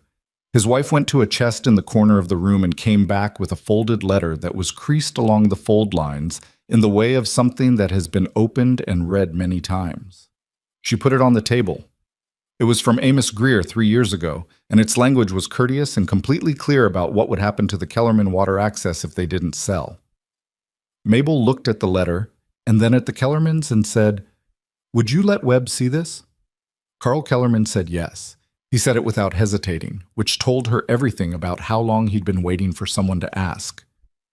The second family had already left the territory, as Agnes had told her, but the third, the Wainwrights, who had come to the territory late and had less leverage than the others, were still here, still on their original property, and still being squeezed. Alice Wainwright, who was approximately Mabel's age and had a face that showed the particular fatigue of managing fear for a sustained period, opened the door and looked at her and said, "You're Silas Boone's wife." "I am," Mabel said. I'd like to talk to you about Amos Greer. Alice Wainwright sat down in her kitchen and cried for about 2 minutes, quietly, without making a performance of it, the way a person cries when they've been holding something for so long that the moment someone acknowledges it costs them whatever was keeping it contained. Then she wiped her face and said, "What do you need from me?" Mabel told her. Alice gave her access to every document she had related to the water dispute, which was more and better organized than Mabel had expected, and she explained that her husband had kept meticulous records because he'd always suspected they'd need them someday and hadn't known what else to do with that suspicion. Riding back to the Boone Ranch that evening, Mabel thought about all those careful records kept in hope that someday someone would ask for them. She thought about the Kellerman's letter, read so many times its folds were soft. She thought about Alice Wainwright's face when she'd understood what was being proposed. People had been waiting, she realized. They just hadn't known what they were waiting for. The case went to Webb. Webb wrote to the Territory Court. Amos Greer received a legal notice in November that made, by all accounts, his face do something remarkable when he read it. Mabel was not present for that, but the story came back to her through Iris Calloway, who had it from her father, who had it from the man at the general store who had been present when Amos Greer opened his mail. The full resolution of the water rights case would take months. These things always did, the machinery of legal process being what it was. But the immediate result was more significant than a courtroom outcome. Word of what Mabel had gathered, of the agreement she'd located and the families she'd connected to Webb, moved through the territory the way the story of the Perrault rescue had moved. And Amos Greer found himself navigating a changed landscape. People who had been individually powerless, individually manageable, were no longer individual. Silas said nothing about this directly. But one evening, coming in from the barn, he stopped in the kitchen doorway and looked at her at the stove and said, "Walt Greer came to see me today." She turned from the stove. "Which Greer is Walt?" "Amos's nephew, the one who came by when we were fixing fence. He came in and hung his hat. He came to tell me his uncle's reconsidering his position." She turned back to the stove. "Is that right?" "He seemed uncomfortable," Silas said. "I think delivering that message to me was probably the second most uncomfortable thing he did today. The first was probably having it explained to him that his uncle's been operating outside the law for 4 years, and there are now 3 ranches willing to say so in court." She served supper. They sat. "You should know," Silas said, "that when Amos sent that rider to the ranch the first time, the day I was in town, I don't think he expected you to write it down and tell me everything." "No," she agreed. "He didn't. He thought—" Silas stopped, set down his fork, looked at her directly in the way he did when he was going to say something he'd actually thought about rather than something automatic. "He thought I'd chosen badly. Everyone did. I understood that. What I didn't understand was how badly they'd misjudged you specifically. Not just that you were capable, but the particular nature of how capable you were." He picked up his fork again. "I chose you because you were standing up straight. I didn't know yet what you were standing up for." She was quiet for a moment. Outside the wind had picked up, carrying the smell of coming cold. The real cold. The winter kind. Not the October chill they'd been having. "I was standing up for myself," she said. "It was all I had left." "That's more than most people manage," he said. She thought about the judge's office in Flagstaff, about her former husband's prepared words delivered to a man in a dark coat, about 2 years of laundry work in Yuma and rented rooms, and being the woman that even pity found hard to sustain interest in. She thought about Gerald Fitch's face when the crowd laughed in his small, useless attempt to stop it. "I want to tell you something," she said. Silas looked up. "When you chose me at the gathering," she said, "my first thought was that you were doing it out of pity, and I told myself I didn't care because I had no better options, and at least pity got me out of that square." She looked at her plate. "It took me a while to understand that it wasn't pity, and longer than that to understand what it actually was." He waited. "You saw something," she said. "I don't know exactly what, but you saw something that all those other people decided wasn't there. And whether you meant to or not, whether you understood what you were doing or not, you gave me a place to stand." She looked up at him. "And I want you to know I understand what that was worth." The room was very quiet. The stove ticked. Outside, the wind moved against the house with its familiar sound. The sound she had learned in the first weeks here and now, recognized the way you recognize a particular voice.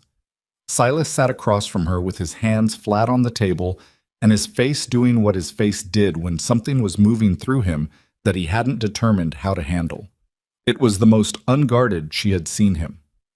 "You've done more than stand," he said. "You've rebuilt half this place. You saved Margaret Perot's life. You found a legal agreement I didn't even know I still had, and you used it to stop a man who's been stealing from his neighbors for 4 years."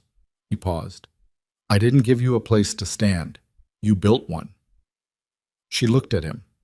Something shifted between them in that moment, not dramatically, not with the kind of scene that announces itself as significant, just a quiet shift, like the moment when a season actually changes rather than the weeks of ambiguity that precede it. She said, "You're not what I expected either." "What did you expect?" "Someone who needed something managed," she said. "A house to run, a transaction to hold up." She turned her coffee cup in both hands. "I didn't expect to be—" She searched for the right word and couldn't find it exactly. "Respected," she said finally. "I didn't expect that." He looked at her for a long moment. "You should have," he said. "Always should have." She didn't answer that. She couldn't, quite. She looked at her coffee and let the words settle where they'd landed, in the particular place inside her where things that were true but had been denied too long sat and slowly did their repair work. They finished supper. She cleared the plates. He stayed at the table instead of moving to the front room, which was not his usual pattern, and when she came back from the wash basin, he was still there. "The storm took out the east section of the main corral," he said. "I've been shoring it up, but the posts need resetting properly. I was thinking we could do it together this week, before the real cold sets in." "All right," she said. "And the Perots have asked if we'd come for supper on Friday. Tom asked me in town. Margaret specifically asked for you." She looked at him. "She asked for me." "By name," he said. "Not as my wife. By name." She stood at the kitchen table in the lamplight and thought about a woman on a floor in the dark saying thank you in a voice that meant something larger than the 2 words could hold. She thought about what it meant to be asked for. Not tolerated, not accepted under limited circumstances, not managed with cautious politeness. Asked for. "Tell him yes," she said. Silas nodded. He got up and went to the front room, and she put the last of the dishes away and tidied the kitchen in the quiet house, the familiar sounds settling around her like something that had always been here waiting for her to arrive and hear them. Outside, the winter was beginning its approach across the territory. In the quality of the dark, in the smell of the wind, in the way the stone ridge to the west had gone invisible against the night sky, absorbed into the larger darkness. The ranch sat on its high flat piece of ground, with its light in the windows and its mended fences and its orderly woodpile, and the herd settled in the south pasture. And Mabel stood at the kitchen window in the last moment before she turned out the lamp and looked at the dark ridge and felt, for the first time since she had stood in a courtroom in Flagstaff and heard herself described like something that had not delivered on its purpose, felt clear. Not happy, exactly. Not resolved into some simple state. Something more durable than happiness. Something that had to do with knowing where she was and why she was there and what she was worth. She turned out the lamp. She went down the hall to her room. His door was closed across the way, the thin line of light under it indicating he was still up, reading perhaps, or doing the quiet work of whatever occupied a man like Silas Boone in the final hour before sleep. She went into her room and sat on the bed in the dark for a moment. The room that had belonged to someone before her, that still carried traces of its previous inhabitation in the tight corners of the bed-making and the absence of accumulated small things. She had been here nearly 3 months now. The room was beginning, slowly, to feel like hers, not because the previous person's presence was gone, but because she had added herself to the room the way you add a voice to a conversation, not replacing what came before, just taking its place in the ongoing thing. She lay down. She listened to the sounds of the ranch settling into its night. Tomorrow there was a corral to repair, a supper invitation to look forward to, a legal case making its slow way through the territory's courts, 200 head of cattle going into winter in better condition than they'd been in 3 years, a house that smelled faintly of lavender and wood smoke and yews. She slept. The corral repair took 3 days instead of 2. The second morning, the ground in the northeast corner turned out to be undermined, soft and hollow beneath a surface crust that looked solid, and the post they'd set the first day listed overnight and had to come out and go back in with a different footing. Silas discovered this at dawn and stood looking at it with the particular expression of a man who has done a job and found it undone, which is one of the more dispiriting experiences a working person encounters on a regular basis. Mabel came out with coffee and looked at the post and said, "Does it do this every winter?" "The northeast corner, yes," he said. "The water table's higher there. I should have remembered." "What did you do last time?" "Packed the base with gravel before setting." He took the coffee. "I've got gravel in the shed." "I'll get it," she said, and went before he could say anything about it. They repacked the base and reset the post, and by the third afternoon it was done. Not elegant, not the kind of fence line you'd photograph, but solid and true, and built for the conditions that actually existed rather than the ones you'd prefer. That was something Mabel had come to understand about this place. Nothing here rewarded the desire to cut it short.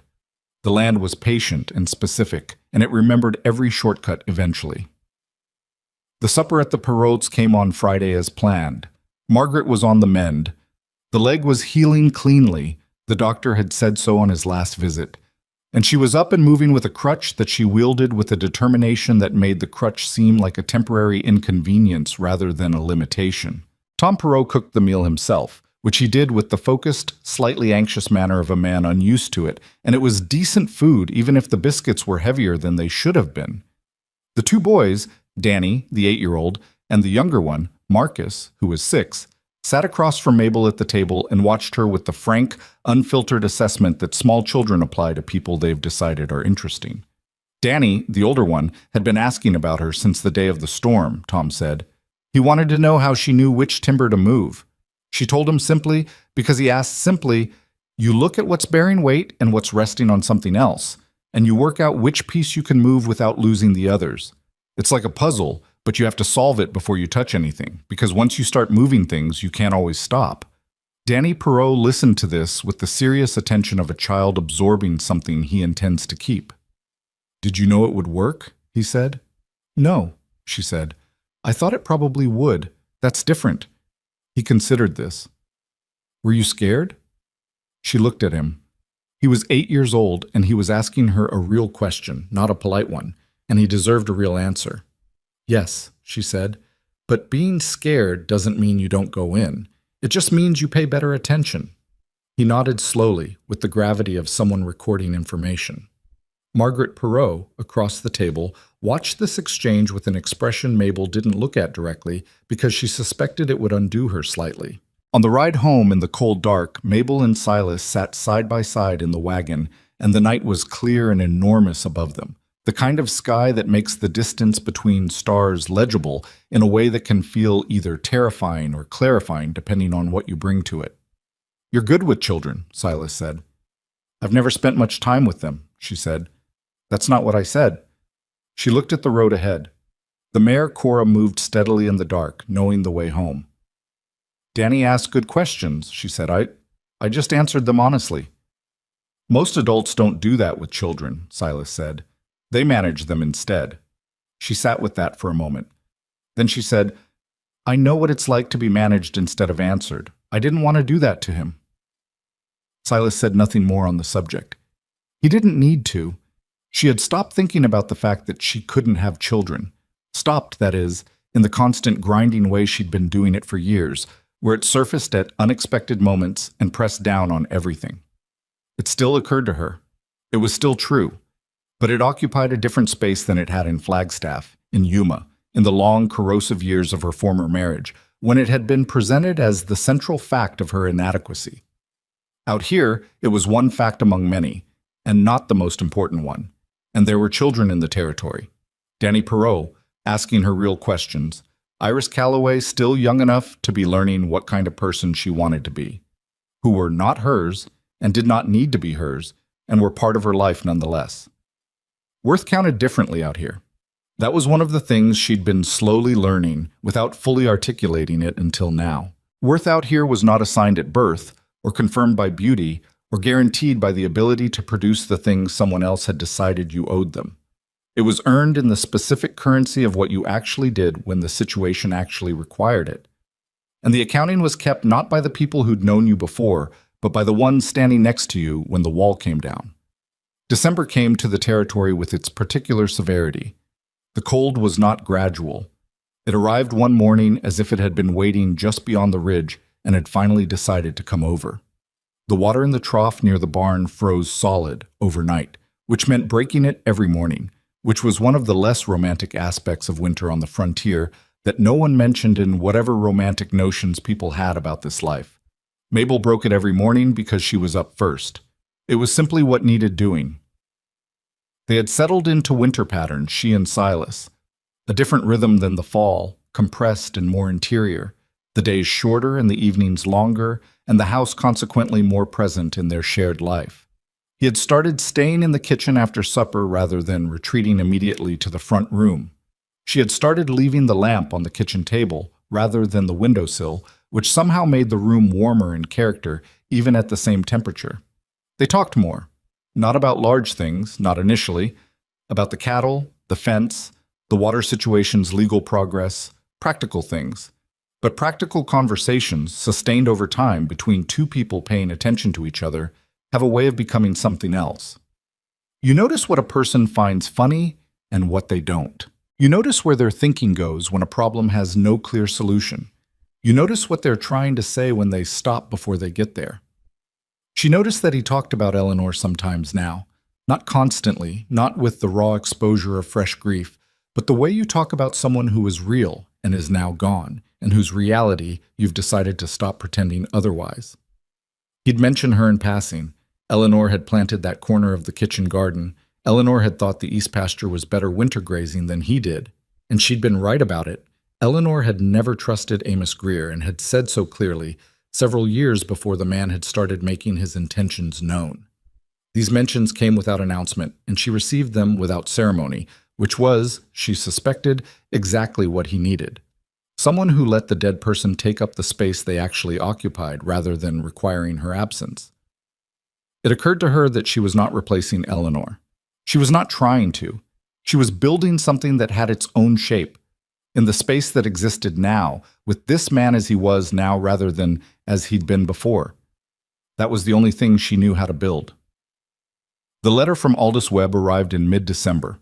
It was longer than his previous communications, more formal in its language, and it arrived with an additional document attached, a preliminary court finding that Mabel read twice carefully before she handed it to Silas at the kitchen table.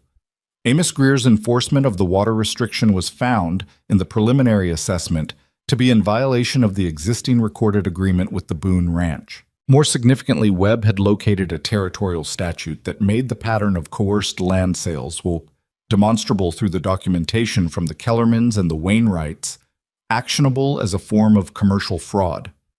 The case was not finished.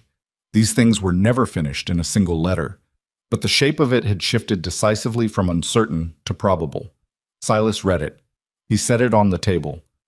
"He's going to settle," Mabel said. Silas looked up. "How do you know?" "Because the alternative is a court proceeding where 3 ranching families testify to what he's been doing for 4 years, and Amos Greer is many things, but he's not stupid." She sat down across from him. "Webb says in the 3rd paragraph that he's already received an inquiry from Greer's representative." Silas found the paragraph and read it again. "Reconsidering his position," he said, echoing what Walt Greer had told him weeks ago. The phrase had a different weight now. "He'll want to make it look like a negotiation rather than a capitulation," she said. "Webb will manage that. It's what lawyers do." Silas was quiet for a long moment. He set the letter down and looked at the table and then looked at her. "When you got on that wagon with me in September," he said, "were you thinking about any of this?" "I was thinking about surviving the day," she said. He almost smiled. "So was I." The settlement came in February in the slow, paper-heavy way of legal outcomes. Amos Greer restored the water usage agreement with the Boone Ranch retroactively and paid a sum to both the Kellermans and the Wainwrights that represented, if not everything they had lost, then enough to constitute something that resembled acknowledgement. He did not apologize. Nobody expected him to. He was not a man built for apology, and it would have been a false performance from someone incapable of the genuine version, which was worse than silence. What mattered was the practical outcome. The Boone Ranch had water access restored. The Kellermans had enough money back to repair and expand the east section of their operation that they'd been unable to maintain since the forced sale. The Wainwrights, who had been closest to leaving, were not leaving. Alice Wainwright came to the Boone Ranch in February to tell Mabel in person, which she hadn't had to do and did anyway. She stood in the kitchen doorway and said, "We're staying." Mabel said, "Good, you should stay." Alice Wainwright nodded. She was not an effusive woman. "Silas Boone is lucky," she said. Mabel looked at her. "So am I," she said. And she meant it in the specific, unsentimental way she meant things. Not as a performance of gratitude, but as an accurate assessment of her actual circumstances, which were better than she'd had any right to expect when she'd stood in that square in Dura Flats with her hands shaking behind her back and the crowd deciding she wasn't worth the effort. Spring came to the territory the way it always did. Not all at once, but in accumulation, small surrenders of the cold. A morning where the air tasted different. The first week where the dawn arrived early enough to catch you off guard. The creek to the east ran with its 3 months of water, which was normal and not a crisis, and the cattle moved back to the south pasture with the ease of animals returning to something familiar. The supper at the Perot's had become a monthly thing. Margaret's baby had arrived in January. A girl, which surprised Tom, but not Margaret, who had been certain all along, and Mabel had been there, not as a medical presence, but as someone Margaret had asked for, the way she'd asked for her by name after the storm. She held the baby, who was red-faced and opinionated and very new, and felt the particular weight of a newborn in a way that she had expected to be harder than it was. It was not without its ache, but the ache was clean, not corrosive. It was simply the feeling of holding something precious that belonged to someone else, which was a feeling most people knew and survived. She handed the baby back to Margaret. "She's strong," Mabel said. "She's loud," Tom Perot said from the doorway. "Same thing," Mabel said. Margaret laughed. It was the first time Mabel had heard her laugh, really laugh, and it was a good sound, unguarded and full. The laugh of a woman who had been close to not being here and knew it and was glad to be here anyway. In March, Vern Cole stopped her on the street in Dura Flats. She had come in alone that day. Silas had stayed at the ranch with a hand they'd taken on for the spring work, a quiet young man named Harlow, who was competent and kept to himself. And she was at the dry goods table when she heard her name. She turned, and there was Vern Cole, the red-faced man from the gathering, the one who had said what he'd said about her losing half of herself. He looked different from that day, not older exactly, more conscious of himself. He stopped a few feet away. He held his hat. He said, "Mrs. Boone." "Mr. Cole," she said. There was a pause. He was working up to something, and she waited for him to get there without helping or hindering. "I said something at the gathering," he said, "in September. I said something—" He stopped, started again. "It was ugly. There's no other word for it. It was ugly and it was wrong, and I've thought about it a fair number of times since then." She looked at him. His discomfort was real. She could see the cost of this in his face, and she knew, had learned slowly through the specific education of the past several months, that the cost being real was what mattered. Comfort didn't change anything. Discomfort sometimes did. "I appreciate you saying so," she said. He nodded, turned his hat in his hands. What you did with the Peros and with the Greer business, you're not what I took you for." "No," she agreed.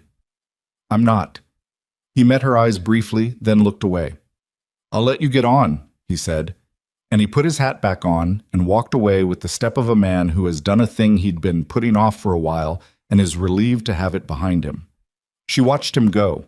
She thought about whether she'd forgiven him and concluded that forgiveness was probably too large and formal a word for what had actually happened, which was simpler. She'd looked at him and seen a man who had been careless with his cruelty and was now, slightly, less careless. That was enough. She didn't need him to become a different person. She just needed to not be the target of that particular kind of thoughtlessness again. And she wasn't, and that was sufficient. She bought her thread and her dried fruit, and this time she bought 2 bunches of lavender. The girl with the herb table was there again, the same one from September. And she went back to the wagon and drove home through the spring afternoon, the light long and yellow over the territory, the red stone ridge to the west burning copper against the blue sky. The young hand, Harlow, worked out well enough through the spring. He was not extraordinary. He made the kinds of mistakes a young man makes when he's learning a new place, getting things slightly wrong in ways that were fixable, improving steadily without being transformed by the experience. But he was earnest and he was careful, and he showed up every morning, which, Mabel had come to understand, was the foundational requirement for nearly everything. Showing up was 60% of it. The rest you could learn. He called her Mrs. Boone from the first day, and continued to do so without being asked, which she noticed and appreciated. She made sure he ate properly, because he was young enough that he would forget to if it wasn't in front of him. And she occasionally redirected his approach to a task when she could see it was going to take him twice as long the way he was headed, and she did this without making a point of it, which she'd learned from Silas, that the way you correct someone matters as much as the correction. Silas watched her with Harlow and said nothing about it. But one evening, when Harlow had gone to his bunk in the small outbuilding they'd repaired for his use, Silas came inside and sat down and said, "You've got a way of teaching without teaching." She looked up from her mending. "I'm not teaching him anything. You told him this morning that the southwest approach to the corral takes 2 minutes longer but loses him 30 minutes of work by the afternoon because the footing's worse. You told him it once, without making him feel stupid, and he changed how he was doing it." She looked at her mending. "My mother did that. I didn't notice she was doing it until I was grown. By then I'd already learned whatever she was trying to teach." "Smart woman," Silas said, for the second time. "She was," Mabel said. "She was very smart, and nobody in her life told her so, which was their loss and eventually her children's gain. She hadn't talked about her mother much.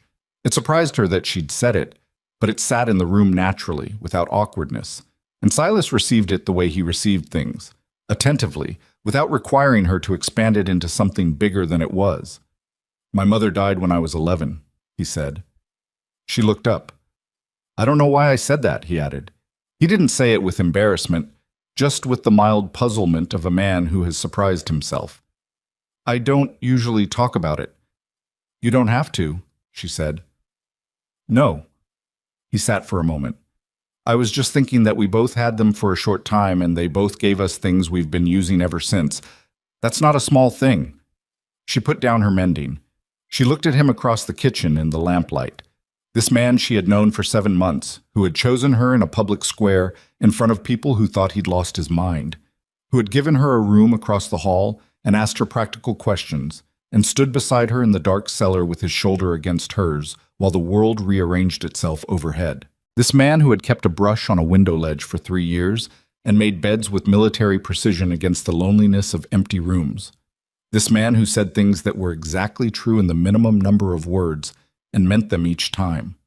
She was in love with him. She had been aware of this for a while, in the careful, qualified way she'd been aware of things she wasn't certain were safe to believe. Now she simply knew it without the qualification, the way you know a fence post is properly set, not because someone told you so, but because you checked it yourself and it held. She didn't say it. The moment wasn't right for saying it, and she'd learned to trust her sense of when moments were right for things. She simply sat with it, warm and specific and real. "Your mother sounds like she knew what mattered," she said. "She did," he said. She was a straight-line thinker, no patience for ornamentation." He looked at his hands. "I've been told I'm the same way." "You are," she said. "It's one of the better things about you." He looked up at her. Something in his face shifted in that way she'd catalogued over months. That specific movement behind his eyes when he was deciding whether to close a door or leave it open. She watched him decide. Mabel, he said. Yes. I think I need to tell you something. She waited. When I rode into Dura Flats in September, he said, I was not I was not in a good way. I don't mean that dramatically. I mean, I'd been running this ranch and keeping the house in a minimal state and not talking to people unless I had to for 2 years, and I'd gotten comfortable with that. I told myself it was fine. He paused. I saw you in that square and I didn't think anything large or significant. I saw someone standing up straight when there was no particular reason to. And I thought, that's a kind of character I recognize. That's someone who's decided who they are regardless of what's being done to them. He stopped. The stove ticked. Outside, the wind moved against the house in its ordinary way. I didn't know what I was bringing you into, he said. The Greer situation, the ranch and the state it was in, all of it. I told myself I was offering you something workable. I didn't think about what it would cost you. It hasn't cost me, she said. Mabel, no. She was firm. Not hard. Firm. I know what the alternative looked like. I was living in it. What you offered me was a chance to be useful, to work, to be somewhere that needed what I actually had, instead of requiring me to produce what I couldn't. She looked at him steadily. That's not a cost. That's the opposite of a cost. He sat with that for a long moment. I'm glad, he said finally. The two words were plain, and they held everything he wasn't saying, and she heard all of it. So am I, she said. The summer that followed was the hardest working summer of Mabel's life, which was saying something given the life she'd had.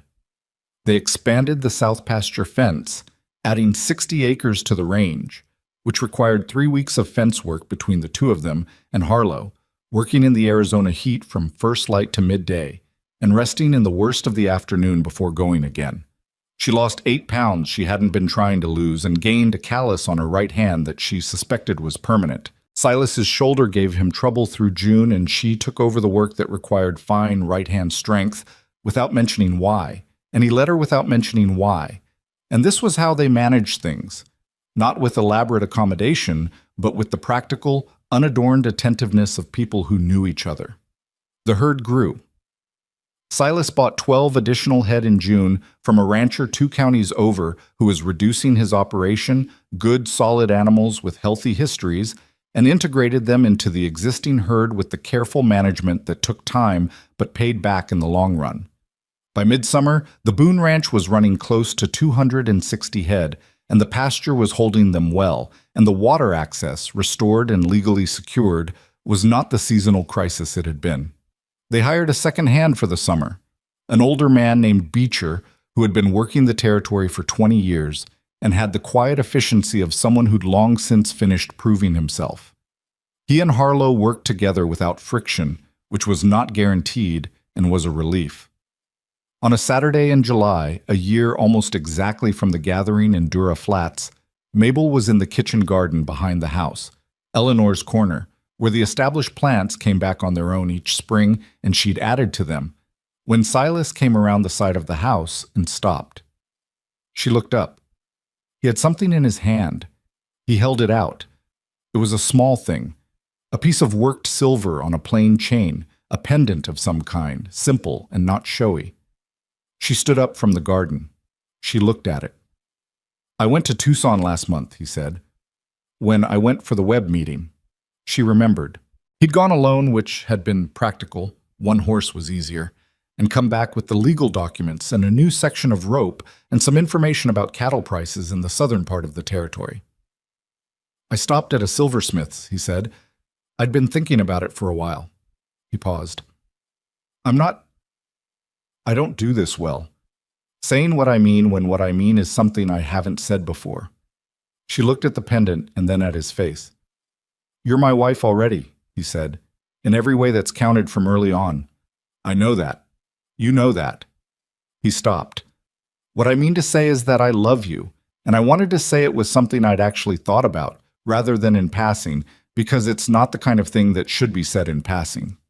She stood in the kitchen garden in the July heat with dirt on her hands and her hair coming loose from its pins, And she looked at this man who had chosen her when no one else would, who had given her a place and the freedom to fill it with what she actually was, who had stood beside her through fire and storm and legal proceedings and winter mornings breaking ice from the water trough. And she felt the clean, specific weight of loving someone who had turned out to be exactly who they presented themselves as. "I love you too," she said. "I've known it for a while. I didn't know how to say it either." He almost smiled. It was a fuller version than his usual almost smile, something that actually reached his eyes and changed the whole landscape of his face. And it occurred to her that she hadn't seen that before, and that it was, on the short list of things she intended to remember, near the top. He put the chain around her neck. She felt the weight of it settle there. They stood in the kitchen garden in the summer heat, not embracing yet, just standing close, in the particular way of two people who have arrived somewhere together and are taking a moment to acknowledge that they're here. The pendant rested at her collarbone and glinted once in the sun. That winter, the supper at the Perot's became a gathering. More families, the Kellermans and the Wainwrights and the Callaways, and a few others drawn together by the practical fact that they'd been through things together and had discovered they preferred each other's company to isolation. It was not a formal arrangement. Nobody organized it. It simply happened, the way things happen when people stop waiting for someone to tell them it's allowed. Agnes Hooper came. She came without ceremony, and she brought food, and she talked to Mabel at the end of the evening in the direct, ungarnished way she'd been talking to her since that afternoon in October when she'd arrived with an apology and stayed for pie. "You should know," Agnes said, "that people talk about the Boone Ranch differently now." "How so?" Mabel said. "Like it's a place that works," Agnes said. Like something's been fixed out there. I don't mean the fence." She paused, looking for the right word, and evidently not finding a satisfying one. "Like it's inhabited. That's the best I can do." Mabel thought about the room across the hall with the tight corners, how it had looked the first day she'd arrived, and how it looked now. Her room, with the book on the windowsill, and the second dress on the hook, and the tin box of letters she still wrote, and sometimes sent, and sometimes kept. She thought about lavender on the kitchen windowsill, and the sound of the ranch settling at night, familiar now as her own breathing. "That's a good word," she said. Margaret Perot's baby, who had been named Clara, after no one in particular, just a name Margaret had always liked, was 8 months old and working very hard at mobility, dragging herself across the Perot kitchen floor with the focused determination of someone who has decided sitting still is for other people. Mabel watched her from across the room and thought about Danny Perot asking her if she'd been scared, and about his serious 8-year-old face receiving the answer she'd given him. She'd been scared. She'd gone in anyway. That was the thing she'd learned, or relearned, the thing that all the years of being diminished had made her forget and the past year had given back. Fear was not the opposite of courage. Fear was the condition under which courage operated. Without fear, there was nothing to overcome, just the comfortable performance of confidence, which was worth considerably less than the real thing. She had been afraid, standing in that square in September. She had been afraid every time someone looked at her with that categorizing gaze and found her insufficient. She had been afraid going into that wall after Margaret. She had been afraid, in a quieter way, of believing that what she and Silas were building was real, and not simply a fortunate arrangement that would expire when its usefulness did. But she'd stood up straight. She'd written things down. She'd gone in when the situation required it. She'd said, "I love you," when it was true and needed saying. And here she was. Here was all of this.